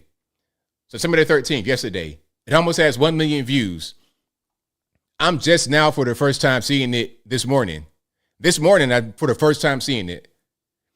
They hit this interview. Listen, my day, throughout most of the day until the evenings or whatever, when I'm off, if I'm off, it's spent reading. I'm looking on my phone. I'm looking on Google Trends. I'm looking at different news websites. I'm looking on social media. I'm looking everywhere. I'm looking at my email. I'm looking everywhere for topics every single day. I did not see this until this morning. Y'all had to send it to me. They're trying to hide it. This is the very first solo interview that Kamala Harris has done in the 2024 presidential campaign. Why wasn't there any kind of marketing for this?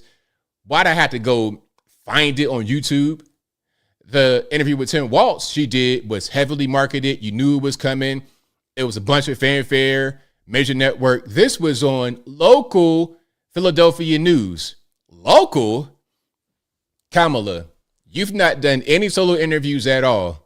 You could go anywhere to do it. You can talk to anybody, whoever you want. You could talk to Larry King if he's still living. RIP to him. You could talk to anybody. Local news. Who is Brian Taff? Anyway, I'm going to show some of this. Not the entire thing. It's only 11 minutes, 19 seconds. 11 minutes? Can I get a little bit more than that? Listen, I can talk for 2 hours straight. Why can't you speak for more than 11 minutes? Also, Trump can speak for hours straight as well. He goes on the podcast with the young guys. What's your man's name? I forget the Aiden Ross and Theo Vaughn. He goes on these podcasts and talks for a long time, but she can't do more than 11 minutes. All good? Okay. Okay, wonderful. Good. Awesome. Madam Vice President, pleasure to meet you. Thanks for your time today. Our audience appreciates your time as well. Of course. As you know, we're sitting here in a state and arguably in front of an audience that 54 days from now could decide the outcome of this presidential election. Yeah. You hear it more than I do. People want to know more about you and about your specific plans. At the debate the other night, you talked about creating an opportunity economy. Mm-hmm. I wonder if we can drill down on that a little bit. When we talk about bringing down prices and making life more affordable for people, what are one or two specific things you have in mind for that? Well, I'll start with this. I grew up a middle-class kid.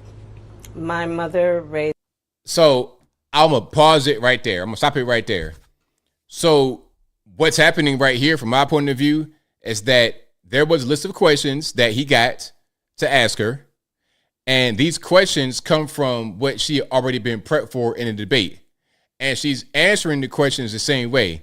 Hey, Kamala, what are you going to do for the economy? Well, I was middle-class child, West Philadelphia, born and raised, playground, spent most of my days. Is that what we're going to do, Kamala? That's not what I asked you. What are you going to do policy-wise? I want policy here. This was the same answer from the debate.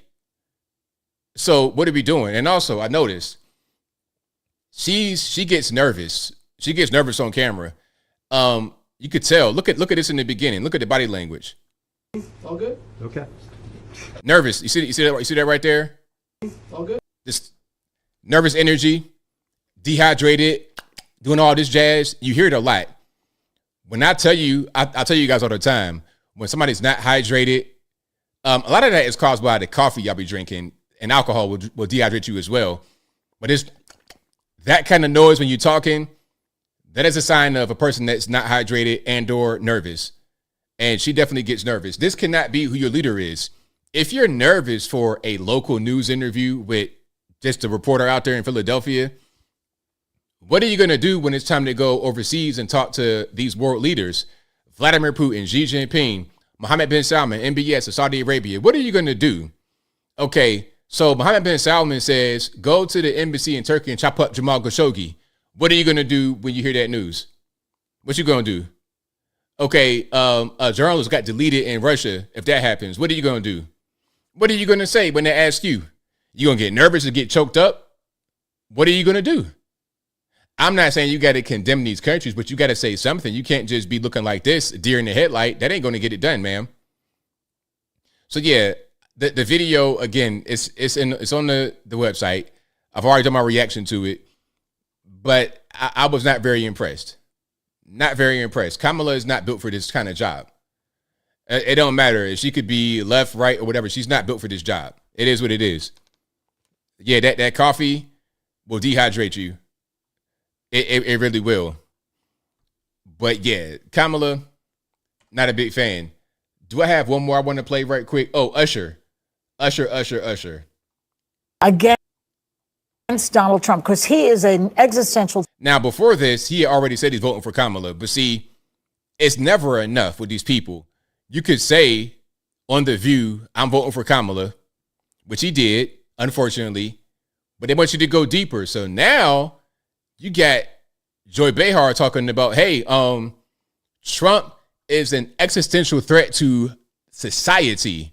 So we need more guys to go out and speak in favor of Kamala to stop that. What do you think, Usher? Hey, Usher, you ready for a TMZ headline right now on The View? Respond to my question in the affirmative, and the headline will be, Usher thinks Donald Trump is an whatever the word is, existential threat to society. It's going to be the headline right there on TMZ. The Usher said that. I don't think he wants to be that kind of headline. I don't think so. But again, it's never enough. You got to just keep submitting. Say this and say that. No, I'm cool. Against Donald Trump, because he is an existential threat to the country. What do you say to that? You know what? I don't get too deep into politics. I didn't get a chance to watch the debate last night. I obviously have been watching like everybody else. I think voting is an individual choice. And I think that you're right. You have to look at the reality of the country that we are and the country that we want to be, and find the candidate that you feel both are who fits the category of where we want to be. Exactly. And that's it. And that's what you vote based off of. Who you highlight and how you choose to highlight it on whatever platform you have is your prerogative. Yes. Yeah. The crowd was kind of nervous to cheer about that one. They were nervous to cheer. They were dead silent. They weren't saying too much. They were kind of observing the panel and what they were doing. They probably got the cue from the audience coordinator to go ahead and applause, because they didn't want to applause at first. They ain't like what he was really saying. They wanted him to just say how bad Trump is, because The View at this point has become a show where all they do is talk about how much they hate Trump. It's a Trump derangement syndrome support group. That's what it is. So when you don't want to participate in what they're participating in, then you're just an outcast. You're seen as weird. That's what happened with that right there. But yeah, shout out to him for just keeping it all the way real. All the way real. All right. And is there one more I got? Oh, yeah. One more I got. Then we're going to get to the calls. And the number to call, 434-658-1220. But as I said before, Kamala Harris's soror or sorority sister, Lindsay Davis, was one of the debate moderators. All right, let's check it out.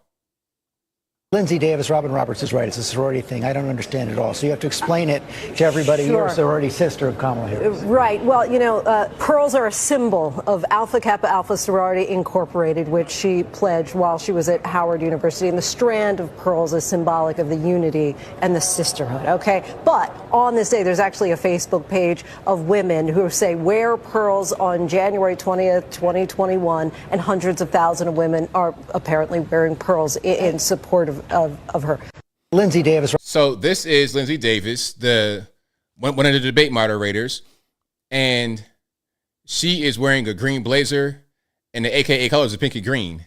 And they dead serious about this sorority stuff. Basically, like I said before, it's like a gang.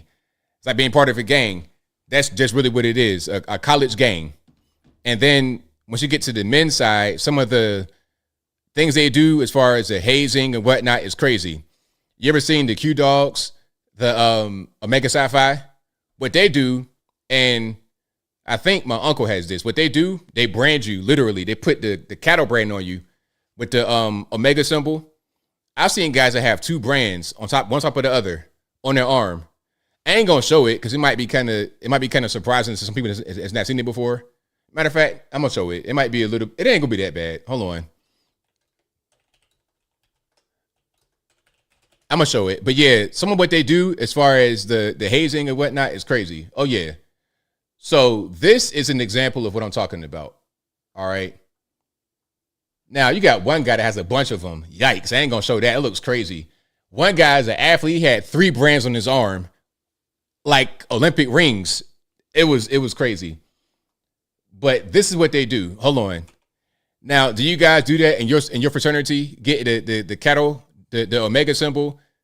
Do you get that branded on your arm? That is a hot brand they put on your arm, and you have that for life. That is a symbol right there. All right, so these fraternities, they dead serious. But I never did that because I was always in the street. I was never like a college boy. I went to college, but I didn't live on campus. I was living at home and paying rent.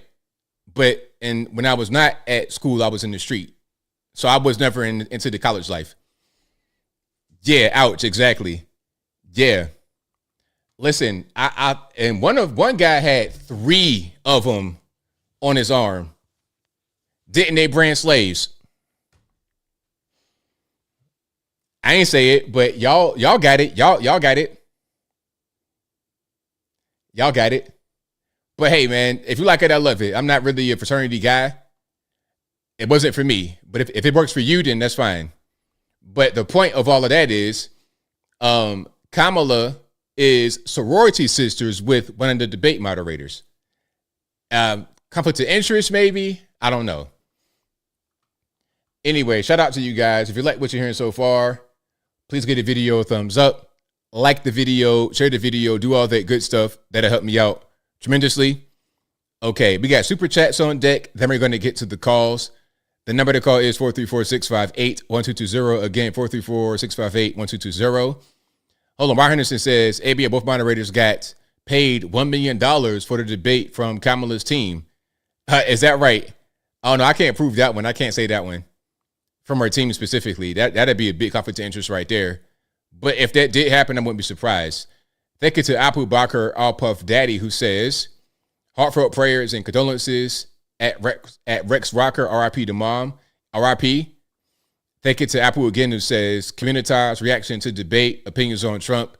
The community, from what I saw, they were more curious about what's going on. They were curious about some of the things that were said. IVF, and they just didn't really know a lot of what was said, so they just had a lot of curiosity. Thank you to Apu again, who says, ABL, is the cat dog barbecue story true? Mainstream media says no. I don't know about no barbecuing or whatnot, but people are just saying in the town that some cats are missing, but I don't have that specifically. I do have the video from Canton, Ohio, of the Black American eating the cat, but it wasn't a Haitian. I also have police audio call of somebody saying, hey, there's somebody down here at the park. Oh, it's Haitians at the park taking the Canadian geese. You got people that went down to this town asking the residents, and they say, yes, take the geese, and they eat them. But as far as the cats, I don't know. But I would not be surprised if they eat the cats, because when one guy, Tyler Oliveira, when he went to this town and he's asking people about the cat situation, they're giving sneaky answers.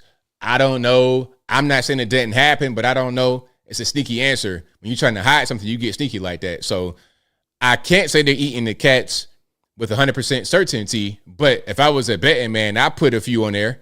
I throw it all on black and take my chances. Thank you to Apple, who says 2 months since attempt on President Trump, prayers for all.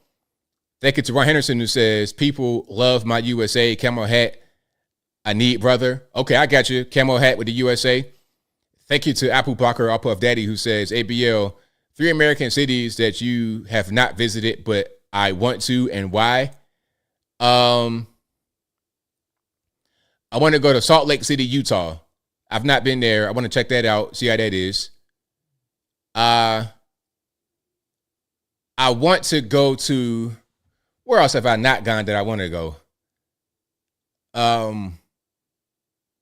Let's go to Boston right quick and see what's going on there. I'm gonna check it out. I'm just curious. I've not been to Boston yet. And beyond that, I'm not sure. Where else do I want to go? I've been to a lot of different places. Let's go to a random place. North Dakota. Let's go to Sturgis, whatever that is out there, where they got the bike, where they got the bikes that go out there. You know what I'm talking about. I want to go there just for the bike event. That's it. Yeah, but I've been a lot of different places. So thank you to Apple again, who says, ABL, do you return shopping carts after your shopping? Yes, absolutely. I used to pull carts when I was like 16, 17 in high school. So I used to work at Garden Ridge and Sam's Club, and they had the big carts at Sam's Club back then, probably the same thing now, real big carts. And we had the machine that they have now at Target to push them. We had to get the rope. So you get a long rope at the end of it. It's tied off and burnt with a hook. And they say you got to put a limit of 10 carts. But we always do a whole bunch. We do trains of carts. And the trainer carts, my man will be at the front. I'll be at the back. I know it sounds crazy, but with shopping carts now, let's be professional. So we might have 25, 30, 40 carts in the train and take them back to the vestibule with a rope, and you just pulling it like that with your body. So that was what I would do back then. So I always take my cart back. I never put the cart on top of the little median thing they have in the shopping. I hate that. I always return my cart every single time. Normally what I do is I take the bags out of the cart and put the cart back into the line in the vestibule, then go out with the bags, rather than taking the cart out to the parking lot with me. That's kind of what I do. All right. But yeah, we call the long cart collections trains. But y'all minds are in the gutter. Thank you to Michael Critchlow, who says, Breitbart, weight loss drugs lowered coronavirus deaths by 33%. Is that right? Maybe because they weren't fat anymore and they didn't have that comorbidity. Maybe that's the reason. Thank you to Apple again, who says, you think Taylor Swift's endorsement of Kamala Harris is going to help? Maybe, but I can't really call it. I don't think that those who would listen to her, as far as who to vote for, were gonna vote for Trump anyway. If you listen to Taylor and her political advice, you probably were not going to vote Trump anyway. Now there are some Trump supporters who like Taylor Swift's music, but they're not gonna take her opinion seriously when it comes to who to vote for. You see?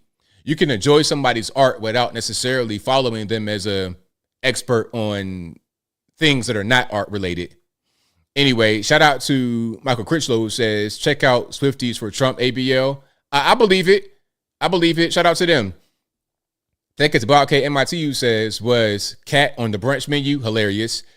Thank you to Human Neuron, who says, have you heard the Trump eating the cat song on YouTube? It's hilarious. I played that earlier. Sure did. Shout out to Ron Henderson, who says pearls are a sign of ABA sorority. Shout out to, or AKA, thank you Papa Nia Shelley, who says San Bernardino, LOL, delivered there many times. They have thieves walking down the street with a pallet full of stolen cases of beer. Yes, broad day. Crazy. Thank you to No Excuse Lifestyle Rocky Cage, who says, what's up, ABL? The whole black jobs thing is proof that the R word is a joke. It gets thrown around so much to the point it's like a joke. Like Kamala's interview. Trump 24. Salute, brother. Shout out to you. Great super chat. Thank you to Justin Cameron, who says, City of Detroit would pay you money to take that trash off their hands. Thank you to Laura Catherine for the #1 fan emoji. Shout out to you. Thank you to Frederico El Pedrino, who says the rascal. I ain't gonna say what you said there, boss. We got little kids watching. The rascal, Tim Pool, Tampon Tim, wants to abolish the police in Chicago. No wonder Walmart got out of there. Oh, you talking about a lady? Yeah, the the kind of bulldaggery. Shout out to you. Rebecca Starr says, it's ironic that there's coverage on animal sacrifice, eating, voodoo, etc., and the White House is having a white party. The origin of the white party is a ritual for purification from those gods. Definitely have my tinfoil hat on here. Well, hey, you got something. You got a point. You have a point. Thank you to Frederico, who says, that's Roland Martin in drag. I'm just saying, I've never seen Tezlyn Figaro and Roland Martin in the same room. Hashtag conspiracy theory. Hey, man, you might be onto something. You might be onto something. Thank you to Cal Denson, who said, so about Shannon Sharp. Yikes. Hey, Shannon Sharp, you got to tighten up, man. Airplane mode, please, sir. And trying to market products off of that, I don't like that. It happened. Address it. Move on. But don't be trying to, like, make it be a thing. Michael Guest says, speaking of debates, President Trump was correct. The only one to be deleted during the J6 incident was a woman.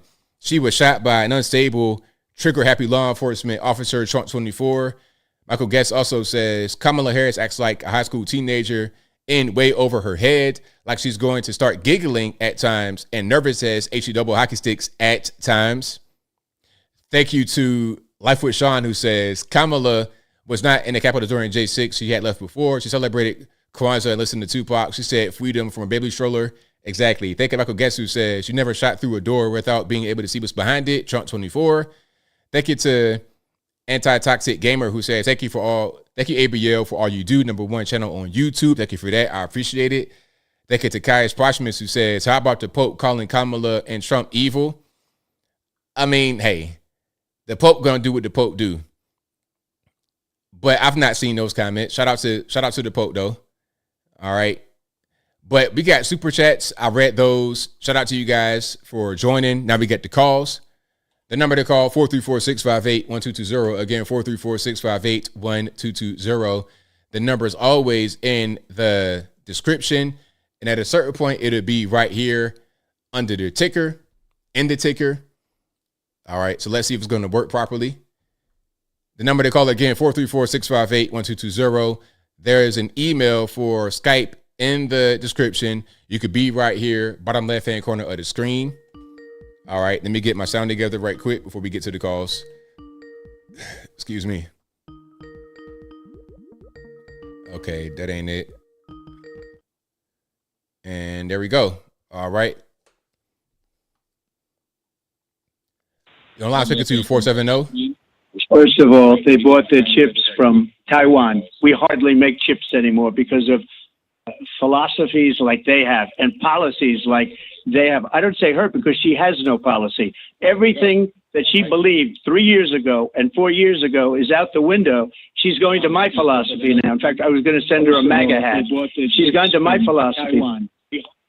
Anthony. Yes, sir. Hey, sir. It's Greg from Wild and Wacky Atlanta. How are you doing, sir? It's all good. How about yourself? Well, good. Some good news today. Jill Stein is back on the ballot here in Georgia, which means she's going to take away thousands of votes away from Kamala. Hey, sounds good to me. So it's going to help out Trump. Also, since July 28th, I'm campaigning for Trump with Trump 47. I recommend to every Trump supporter get out there and knock on doors, make phone calls, do whatever we can. Because it's getting really, really crazy. Trump's up in the polls, but we can't rest, we have to keep fighting and fighting. So anyway, yeah, how are you doing, man? I haven't talked to you in about 2 months. I really miss talking to you. Yeah, man, everything's right, man. How about yourself? Yeah, good. Yeah, I watch you regularly, of course. I'm a loyal fan of yours, always, for about 6.5, 7 years now. My condo is hopefully about to sell. Jerome Powell is going to reduce the interest rates by about a quarter point. I think on this upcoming Wednesday on the 18th. And then I think he's supposed to, shortly after that, reduce it by another half point. That'll really help my condo sell. So when my condo sells, I'm moving out of Atlanta. And I'm probably going to go to the Vinings, Marietta area where the taxes are a lot cheaper, about half, 50% cheaper. Oh, wow. That's a big difference. HOA fees are a lot cheaper, too. Man, I could save up to about $9,500 or more. The HOA fees I'd save moving out there. Wow.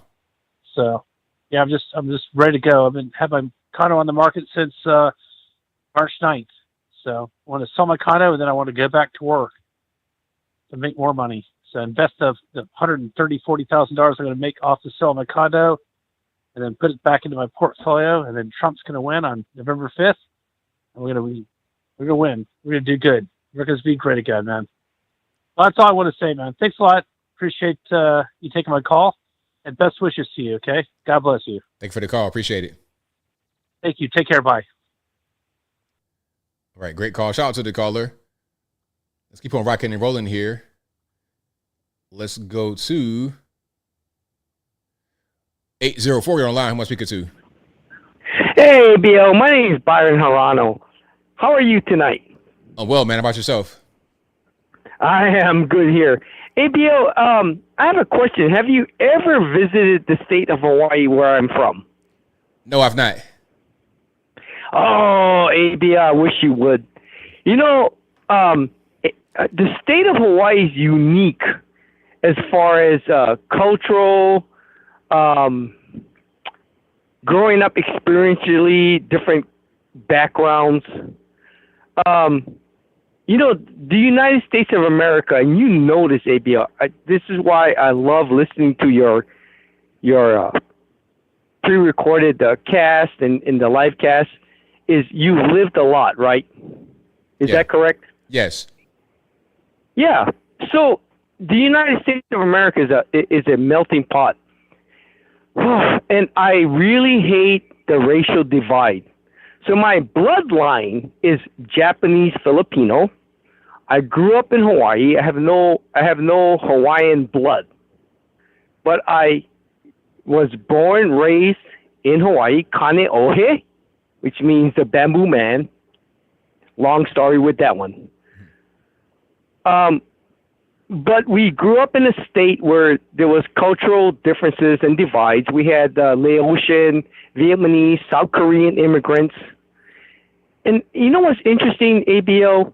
All those immigrants assimilated into Hawaii. I even had a Mexican classmate. She was female. I loved her. I would make her say like 20 dente in Mexico. But they all assimilated. This was back in the 70s and the 80s. Why, ABL, what's interesting and difficult for me to understand is, why do you think the current immigrants are not encouraged to assimilate? Because you're not getting the best people. You're just getting kind of anybody. And that's a big piece of the problem. And they're coming from third world, zero education. They're just over here to work only. They're not here to, they don't have anything else with them, unfortunately. It just, I don't know, the culture in their country of origin is just not compatible with what's happening in the U.S. Yeah, okay. Because that makes sense, because the first really true immigrants to Hawaii was the Chinese, then, believe it or not, Portuguese, Puerto Ricans. In Hawaii, we call the Puerto Ricans Borinquis. And then the Japanese, well, actually, it was the Filipinos. And they all assimilated. And it's really heartbreaking for me because in Staten Island, New York, we had the Italians, who was next to Italians? The Irish, the Irish, the Italians, and they all assimilated. They all, the Jews, I mean, New York, very diverse. And then we have the current immigrants coming in. And all we ask them to do is assimilate, enter our country lawfully. So, ABL, I worked in Kuwait for 15 and a half years in total. I speak conversational Arabic. So I speak enough Arabic, I can put you and myself in prison. It's so funny. I can put you and myself. And I call them Arabi Nusunus. But the Kuwaitis, as far as immigration, they were breaking in doors at 1 a.m. when I was there with what we would call CERT teams, special reaction teams with machine guns, kicking in doors at 1 a.m. enforcing immigration laws, because the immigrants that were in their living conditions, ABL, like 13 men to one room in a like 12 by 12 foot room.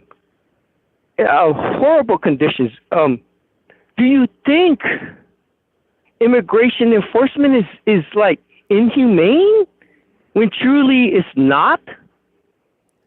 Nah, not at all. I think what's happening right now is that the border is being opened intentionally because the government thinks that they're going to be a better investment than American citizens. They want to be over here for their cheap labor to try and fix the problem with inflation. But what they don't understand is they're creating another problem because of the cultural incompatibility of these people that refuse to just get along and do the right thing, man. But thank you for your call. I definitely appreciate you. ABL, I gotta go, and I know you have a lot of other callers in time, but you know the cheap labor? Kuwait said that is not the reason to abuse other human beings. Cheap labor is not a justification to allow illegal, unlawful immigration into our country. So you, the proprietor, can gain profit at the mistreatment of other people. ABL, good night, and thank you very much. God bless the United States of America, and God bless you. Good night, ABL. Thank you. Thank you for the call. All right, shout out to my man for the call. Most certainly appreciate it. Let's keep on rocking and rolling here. Let's go to 409. You on the line. What's speaker to? Hey, what's going on, brother? How you doing tonight? It's all good, man. What's happening? Hey, man. Hey, first and foremost, I love that hat you're wearing. So if you want to autograph one and, you know, mail it over to me, I'll be happy to shoot you my address and an email. No doubt. Hey, look, I just want to take a couple minutes. I'm not going to take forever a rant, I promise, but I got a couple things I want to say. That quote-unquote debate is why Republicans lose. Why do we insist on playing by the rules of people who absolutely hate us? Why are we always the ones running to hostile news networks? And why are we constantly playing defense even when we're not the party in power? Republicans, they need to have the intestinal fortitude to say, enough. I'm done giving you people points in a rigged game. I'm done giving you political victories when you've done nothing for this country. You know, if you want to have a debate, we'll meet on neutral ground and you could defend your record. But until then, shut up about democracy. I don't care if you call us cowards. The American people can see that it's you who's hiding behind the media. And honestly, if you're too good to answer to the American people, then you aren't good enough to be our leader. So why do you think, like, what's the issue with the debate? How do you think the debate went? I think it was,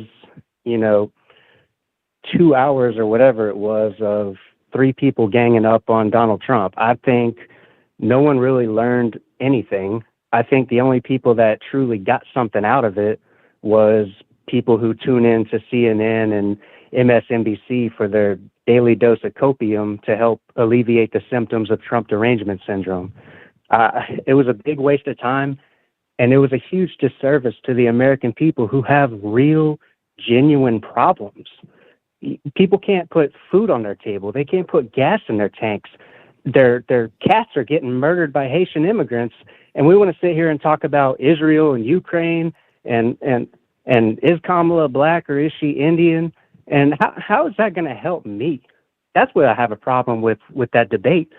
I'm old enough to remember, and I know you are too, when both candidates would have to actually do a town hall for them, where they would have to answer questions from voters, where interviews, quote unquote, were live and on the spot. They weren't screened and censored and cut down. And I remember when we had people in the audience at debates, and we don't have that anymore because, God forbid, Donald Trump say something that people actually like and people cheer for it. That's my problem with that debate, ABL. Okay, I mean, I understand where you're coming from, but I think the reason the debate happens is because the average person does not know anything at all. So when they watch the debate, this is their first time seeing any of them talk. So when you're talking about, okay, IVF and abortion and Project 2025, they're going to look into it. They can hear from both sides. And then for the first time, hear anything. I think it's more for them, not for us that already know what's going on. I want to agree with you, brother. I really do. But the average person, if they don't know enough about politics at this point, if they don't know the difference between Donald Trump and Kamala Harris, then they aren't a serious person anyways. We shouldn't be pandering to them with this show, this fake performance of Donald Trump's bad and Kamala Harris is awesome, because that's all that was. No one learned anything in that debate. If you don't know anything about either candidate, all you learned is Kamala's awesome and Trump sucks. And that's not fair. That's not a debate. That's not a serious conversation that affects the lives of the American people. I mean, I disagree with you on that point. I can understand where you're coming from, but I just don't agree. I think that overall, It was just informative for some people who don't know anything. And, you know, we should know things about politics. We should be informed, but let's be real. A lot of these people just walking around, they could barely walk without falling down on the ground and busting their head open. They don't know what 2 + 2 is. These are not really bright people. But what they do is vote. They're still going to vote. So somebody's going to cater to them regardless of who it could be us or it could be them. Somebody will cater to them. So if we don't do anything, they're going to go out there and vote blindly for the Democrats. We got to try to get some of those people away from that and interested in voting the right way. That's how I see it. But I understand where you're coming from, man. I do. Yeah, for sure, man. I mean, I understand, like, a lot of people are uninformed. Like, I was one of them. In 2012, I was stationed at Camp Pendleton in the United States Marine Corps. Barack Obama came down and introduced himself to us. I got to shake the man's hand. And I'm not going to lie, the dude's charismatic. He's charming. He's a guy that when he looks you in the eyes and he talks to you, you feel the sincerity, whether it's real or, I mean, obviously it's not sincerity if it's not real, but, you know, you don't know the difference. And that's a problem. Had I not gone to Afghanistan and experienced what I experienced in Afghanistan and did my own research upon coming home, I probably would have casted a vote for Hillary Clinton just because Barack Obama said she's so awesome, just like the mainstream media said she's so awesome. But because of that experience, I was able to learn from my mistakes of just trusting blindly that Barack Obama is, you know, the second coming of Jesus Christ. And, you know, I dodged that bullet, so to say. But I don't think most people genuinely care enough to actually go and do their own research. And I think the media is destroying our electoral process.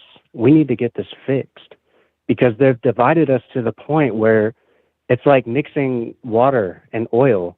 You can stir it as much as you want and you can give the illusion of unity, but you let it settle, it's never going to blend. And, you know, we can't even agree that killing a baby at 9 months is evil. And if we can't have that conversation, then there's no conversation to be had. Right on, man. Right on. Well, thank you for your call. I definitely appreciate you. Yeah, I appreciate you, man. And I'll be looking forward to that hat. So I'm gonna shoot you an email with my address. And God bless you, man. And thank you for all that you do, brother. Thank you for the call, man. Appreciate it. You have a good night. All right. Shout out to the caller. Let's keep on rocking and rolling. And if you want an autograph hat, the best way to do it is to buy it from the store on my website, ablmerch.com. And then send it to my P.O. box. And what you could do is send inside the box, put a return label so I could just ship it back to you.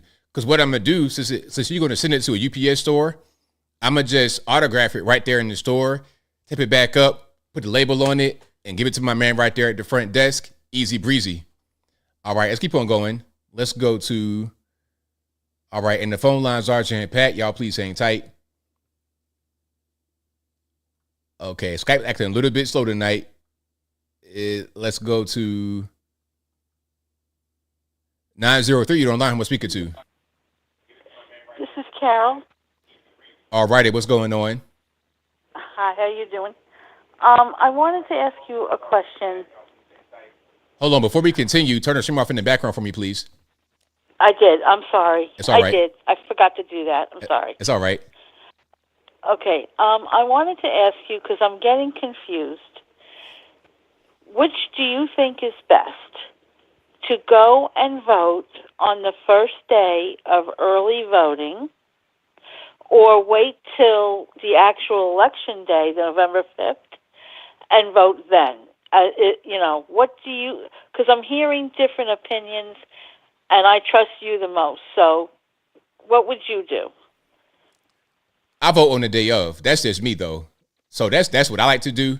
But I say whatever works, whatever you feel most comfortable with, do that. But me personally, I vote on the day of. Okay. All right. I appreciate that. Thank you. And thank you for all you do for us. I really appreciate you, ADL. You have no idea. But thank you so much. Thank you for the call. Definitely appreciate you. Have a good night. Same to you now. Bye-bye. All right. Shout out to the caller. Yeah, I vote on the day of. But if you feel comfortable voting early, that's fine. I'm not against it. But I've always voted on the day of. I'm gonna keep doing it. I'm a creature of habit like that. And of course, I live in Tennessee where we have paper ballots and ID and everything is nice and secure. So I'm good. We good over here. Let's keep on rocking and rolling. 830, you're on the line. Who am I speaking to? Hey, ABL, how you doing? Well, about yourself? Doing well. Just on some of those points, some of the previous callers have made, one of them about assimilation, why immigrants or illegals don't assimilate.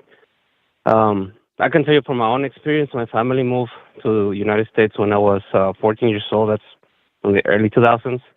I feel like there's no incentive anymore to assimilate. All these immigrants, illegals, they are being told that, it's bad to be an American. It's a disgrace. There's no pride anymore. The school system, it's all rigged. And I just feel like that's one of the main factors why, illegals don't assimilate. They come and they don't have to work for it. Like back when I was younger, I assimilated. I learned the language. I still have my accent. I know people usually say on the chat that I sound like Ivan, which I'm not. But I feel like that's a part of that. And, that comes to the indoctrination in schools. I feel like they destroy the new generations, and it leads to what we've been dealing now. And with the new people coming into the country, they don't have the same standards as a typical, citizen had back in the early 90s when I was growing up. You have more conservative family members, and nowadays that's pretty much destroyed. I don't know what you think about that.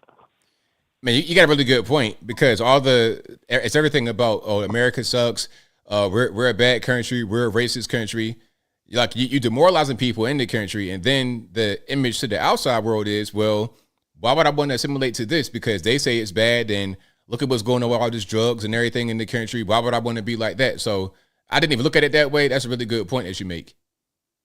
Yeah, and that's just I grew up in a border town too. So when I moved, to the States, I was still in touch with my family in Mexico and friends. So it's like I saw both ways, and to be honest, I was more introduced into like racism and things like that once I moved to the States. It was just very, well, as I got older too, going through college, especially in college, it just was very in your face, like, the divide. And, in Mexico, obviously there's racism anywhere, but it was not like how it was here. That was just like a big, a shocker, because, you always heard, especially growing up in the 90s, seeing those 80s movies, it's like the land of the free, the brave, and you don't see that anymore. It's just kind of, I feel like they killed it little by little, and it's just, we're seeing the effects of that now. Yeah, very good point. I agree with you. All right. Well, thank you for everything you do, ABL. Enjoy your show, and thanks for what you're doing. Thank you for the call, man. Thank you.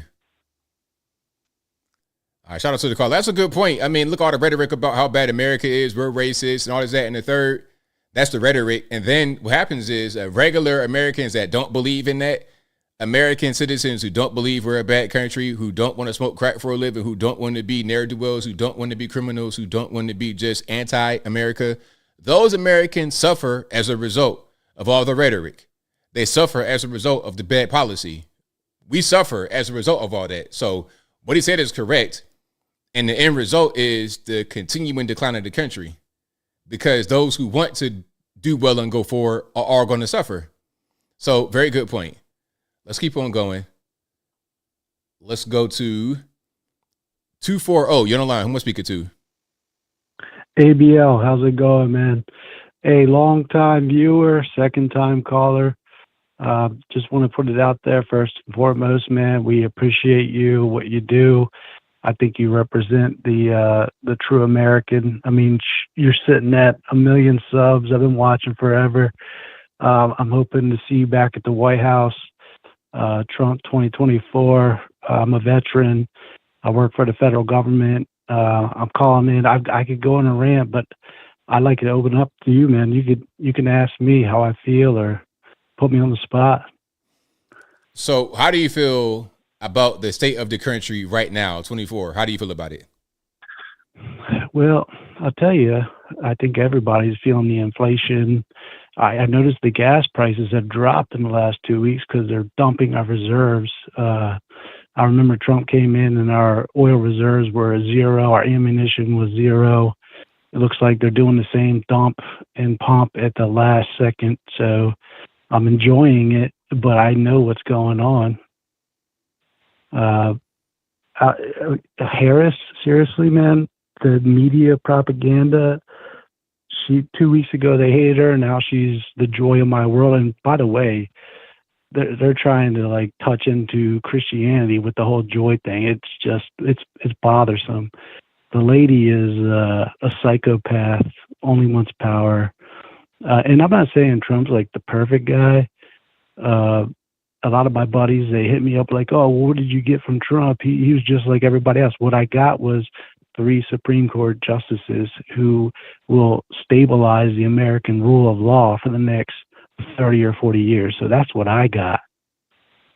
And I want to do the same thing because we got, Thomas, love him, but man, it'd be nice for him to retire and get a nice replacement in there. Pay me back. Yeah, I could go on a rant forever on how I feel. Well, thank you for your call, man. I feel like you're not alone in the way you feel about what's happening with the country. And I noticed the whole thing about the gas, like at my local gas stations, I'm seeing weird pricing. Like normally when you're talking about, you go from 87, 89, 91, it's like a 10-cent difference or so. But I'm seeing regular for $2.59 and I'm seeing everything else for like $3 and above. So that could be the dump of the reserves that happened, maybe. Oh, definitely. It's just so obvious, man. We've been at least local to where I'm at, and I'm in the tri-state, Maryland, Washington, D.C., Virginia area. It's been at steady, like $3.50, $3.80, and suddenly it's at $3. That's crazy. Right. That's crazy. Exactly, man. Well, thank you for your call, man. Definitely appreciate you. ABL, keep it up, man. I hope to see you at the White House, man. Definitely. All right, shout out to the caller. Great call. Yeah, I noticed that with the gas. I'm like, what is going on? It was odd pricing. I know that because I see the gas every day. I'm out every day. I'm seeing the gas. I'm noticing, and then I'm looking at this. I'm like, why is it priced like that? Well, what is it? It looks different. It looks weird. So yeah, of course. Then I had to think what's happening right now, election time. So if you have a one issue voter, gas prices, and you have lower gas prices, that might encourage them to vote for the current president because they're not upset about the high gas prices. You see what I'm saying? So that could be what's going on.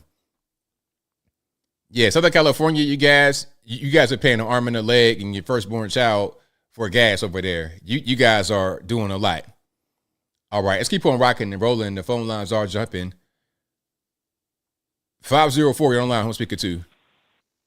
Hey, ABL. It's Alien Spaceship. All right, man. What's going on? All right. So I just went through a hurricane recent, a couple days ago, and thankfully the power didn't go out, but there were some repairs they had to do. So for one evening for a couple hours, and then in the next morning for like 50 minutes or so, it was off. But so thankfully this time there wasn't an outage, and like the usual ones, and it came from the west and it hit Louisiana and over in like Jefferson, another part of town. It got flooded a little bit over there. Okay, but overall, like not too much damage, not too bad. No, and nothing like Hurricane Katrina or anything like that. And Also, yeah, but my area is fine. It was windy and stormy, and I put out shorts and stuff about it, and people, a great community on YouTube. A lot of my friends on the streams and my channel were very concerned about me. Shout out to them. And also, so I'm glad that's over with. And some of these hurricanes that are coming might hit the East Coast, maybe, but a lot of them seem to be going like out to sea. Right. Right. Okay. And also talking about the topic that's going on. Yeah, I think Trump always does good, but he was being attacked, in my opinion, bullied. And for Kamala to mention his Trump rallies, I think that's irrelevant to the debate, in my opinion. Yeah, it's a way to just try to connect with certain people that are keyed into it. Like a lot of what they do, they're speaking to certain people. And, a lot of us think that it's not necessary, which is not, but they've trained people to think that these things matter. Right. Yeah, I see. Because I remember like from the trials I like to watch, they'll say like objection, irrelevance. And yeah, because it seems like an irrelevant thing. And I watch debates and this seemed like a straw man just to try to get him down a rabbit hole of debates about relevant topics. And I think it's very immature on her part, unprofessional. A potential future president of the country should be more interested in important matters and not unimportant matters. And also she seems too giddy and laughable and all. It would be ridiculous to have somebody like that deal with Putin and China. Very ridiculous. Absolutely. Yeah. And I think basically just by the actions and the immaturity, him being attacked by the network and being attacked by her, he clearly just makes a victory for him because they have to go to war with him to win, but he just seems to win on his own by what he says. And he said some interesting things, and it's good for people to see what's going on. And I would hope the normies and the people out there can see through these things and take, more interest in this stuff. And I think the high prices on everything would get more people interested in politics, in my opinion. Absolutely. 100% correct. Right. And also, speaking of the headaches, yeah, there's people that I've talked to in chat rooms recently that have reported they've been having headaches. So what could that be from? I really have no idea, in my opinion. I think that basically people could be stressed. I think also I've heard a lack of water could cause it, a headache. Those are possibilities. Yeah, I think that's, definite possibilities. That could be the source of the problem. Right. And yeah, so I think it'd be stress, it'd be lack of water. And because, a lot of people would be stressed out these days with what's going on. Now there could be, and I'm not completely familiar with the mass headaches that are going on. Now there could be other things be going on that could be causing it. Could it be, something like just, I'm making up something, a solar flare or things like that, or some other things going on. I would be interested to do more research on that. But yeah, those are just more like natural explanations. Right. All right. And ABL, I appreciate all the callers and what you do. And that's all I have to say for this call. Thank you for taking my call. Thanks for the call. Definitely appreciate you. Okay, bye. All right. Shout out, man, for the call. Alien Spaceship, always a great call.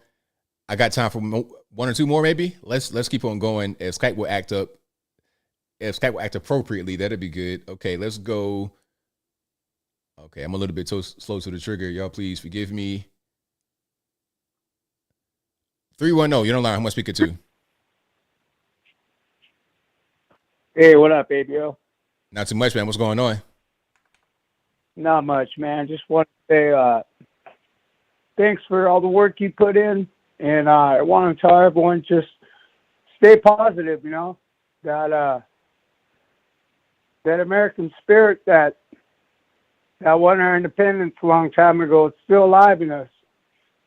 We fell asleep at the wheel for a while, but I don't know. I think we're going to come out on top. What do you think? I think we'll be fine. I think we're going through an issue right now that can be resolved. I think we'll be okay. Yeah, I feel the same way. I think that excuse me, get drink something. That's better. Yeah, I think everyone's just kind of doom and glooming, and it's hard, man. It ain't easy, but like I said, just stay positive, help your neighbor, and we're going to take our country back. Got me? Absolutely. All right, man. Thanks for all your work, brother. Thank you for the call. Definitely appreciate you. All right, have a good one. All right, shout out to the caller. Great call. Let's do one more here.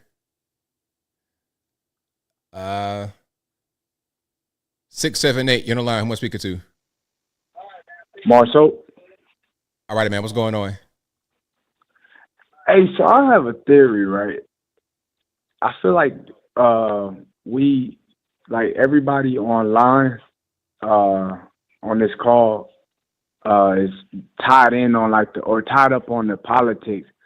We fail to realize like the true issue at hand, like the powers that be and like the Rothschilds and everything are the ones really controlling everything. But the presidential debate and all politics is just like a disguise. You know what I'm saying? I wanted to add or see what's your opinion on that.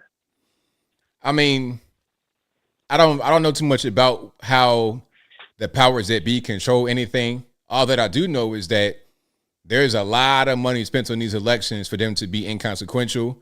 There's a lot of funny business going on behind the scenes. They tried to kill the president. It's a lot that happens with these elections for them to be inconsequential. So there may be other factors that we can talk about, but the election is most certainly an important thing. We shouldn't just ignore it because there's other things going on. Yeah. Okay. I mean, I feel that's the only thing I wanted to say. Appreciate it. Thanks for the call, man. Appreciate you. Yes, sir.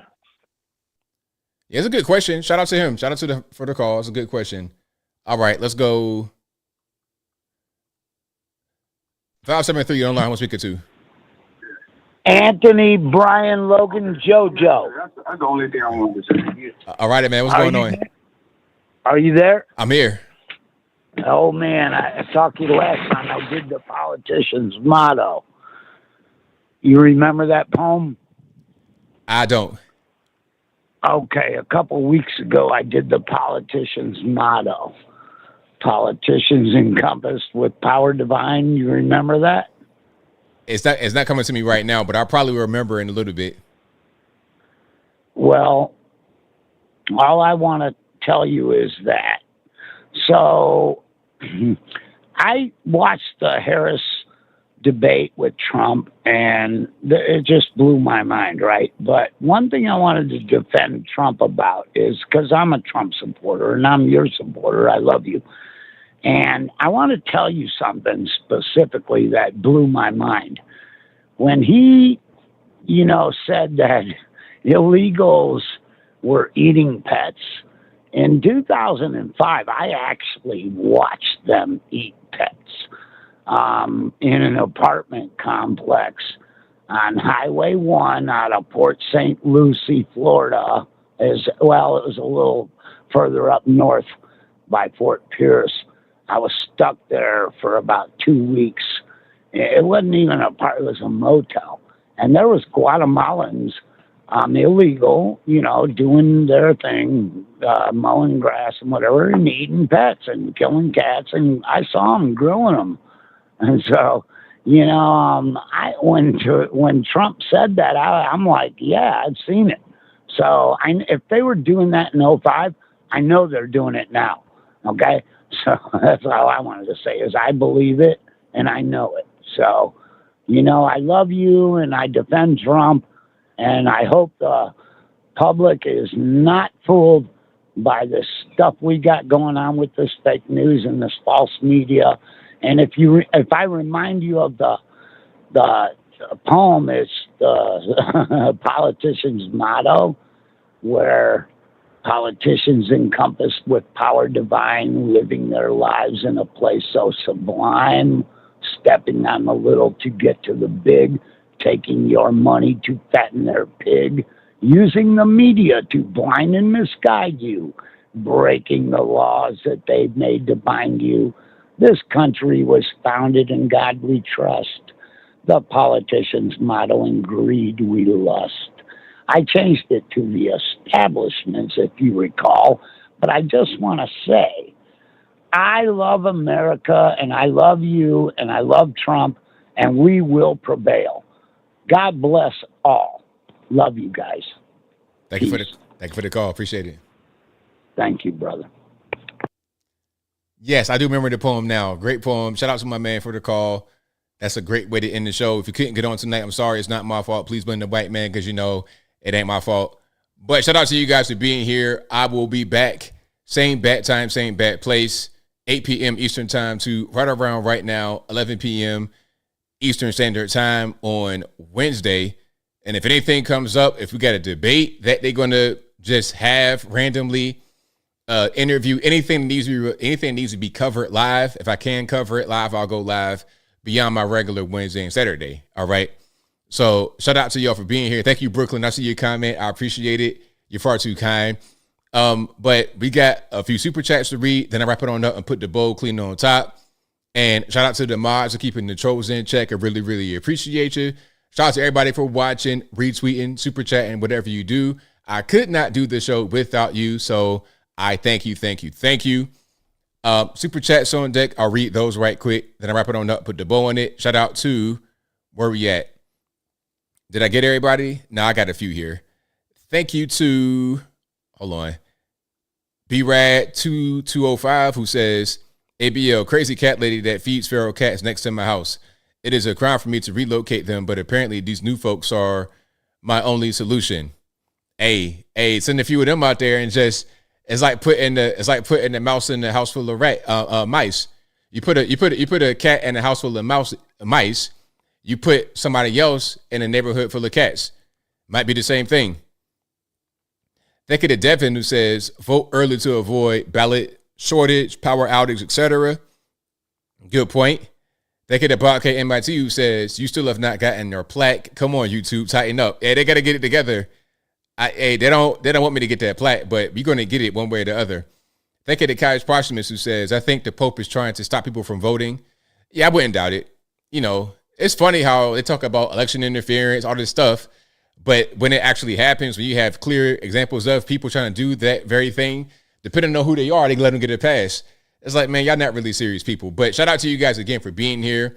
I really, really appreciate y'all. I got pre-recorded content coming out all throughout the week. I'm doing my live streams. Of course, you got Uncle ABL, the brand new channel. Subscribe to that in the box. I'm on TikTok. I'm on Instagram. I'm on Facebook. I'm on Twitter. I'm everywhere. Go to the website, anthonyblogan.com, if you want to find more. And if you're not subscribed, go ahead and do that right now. It's 100% free. Hit that subscribe button, turn the bell on so you get notified whenever I go live or post a new video. But that'll be a wrap for me. So until next time, y'all be safe. I'm out and peace.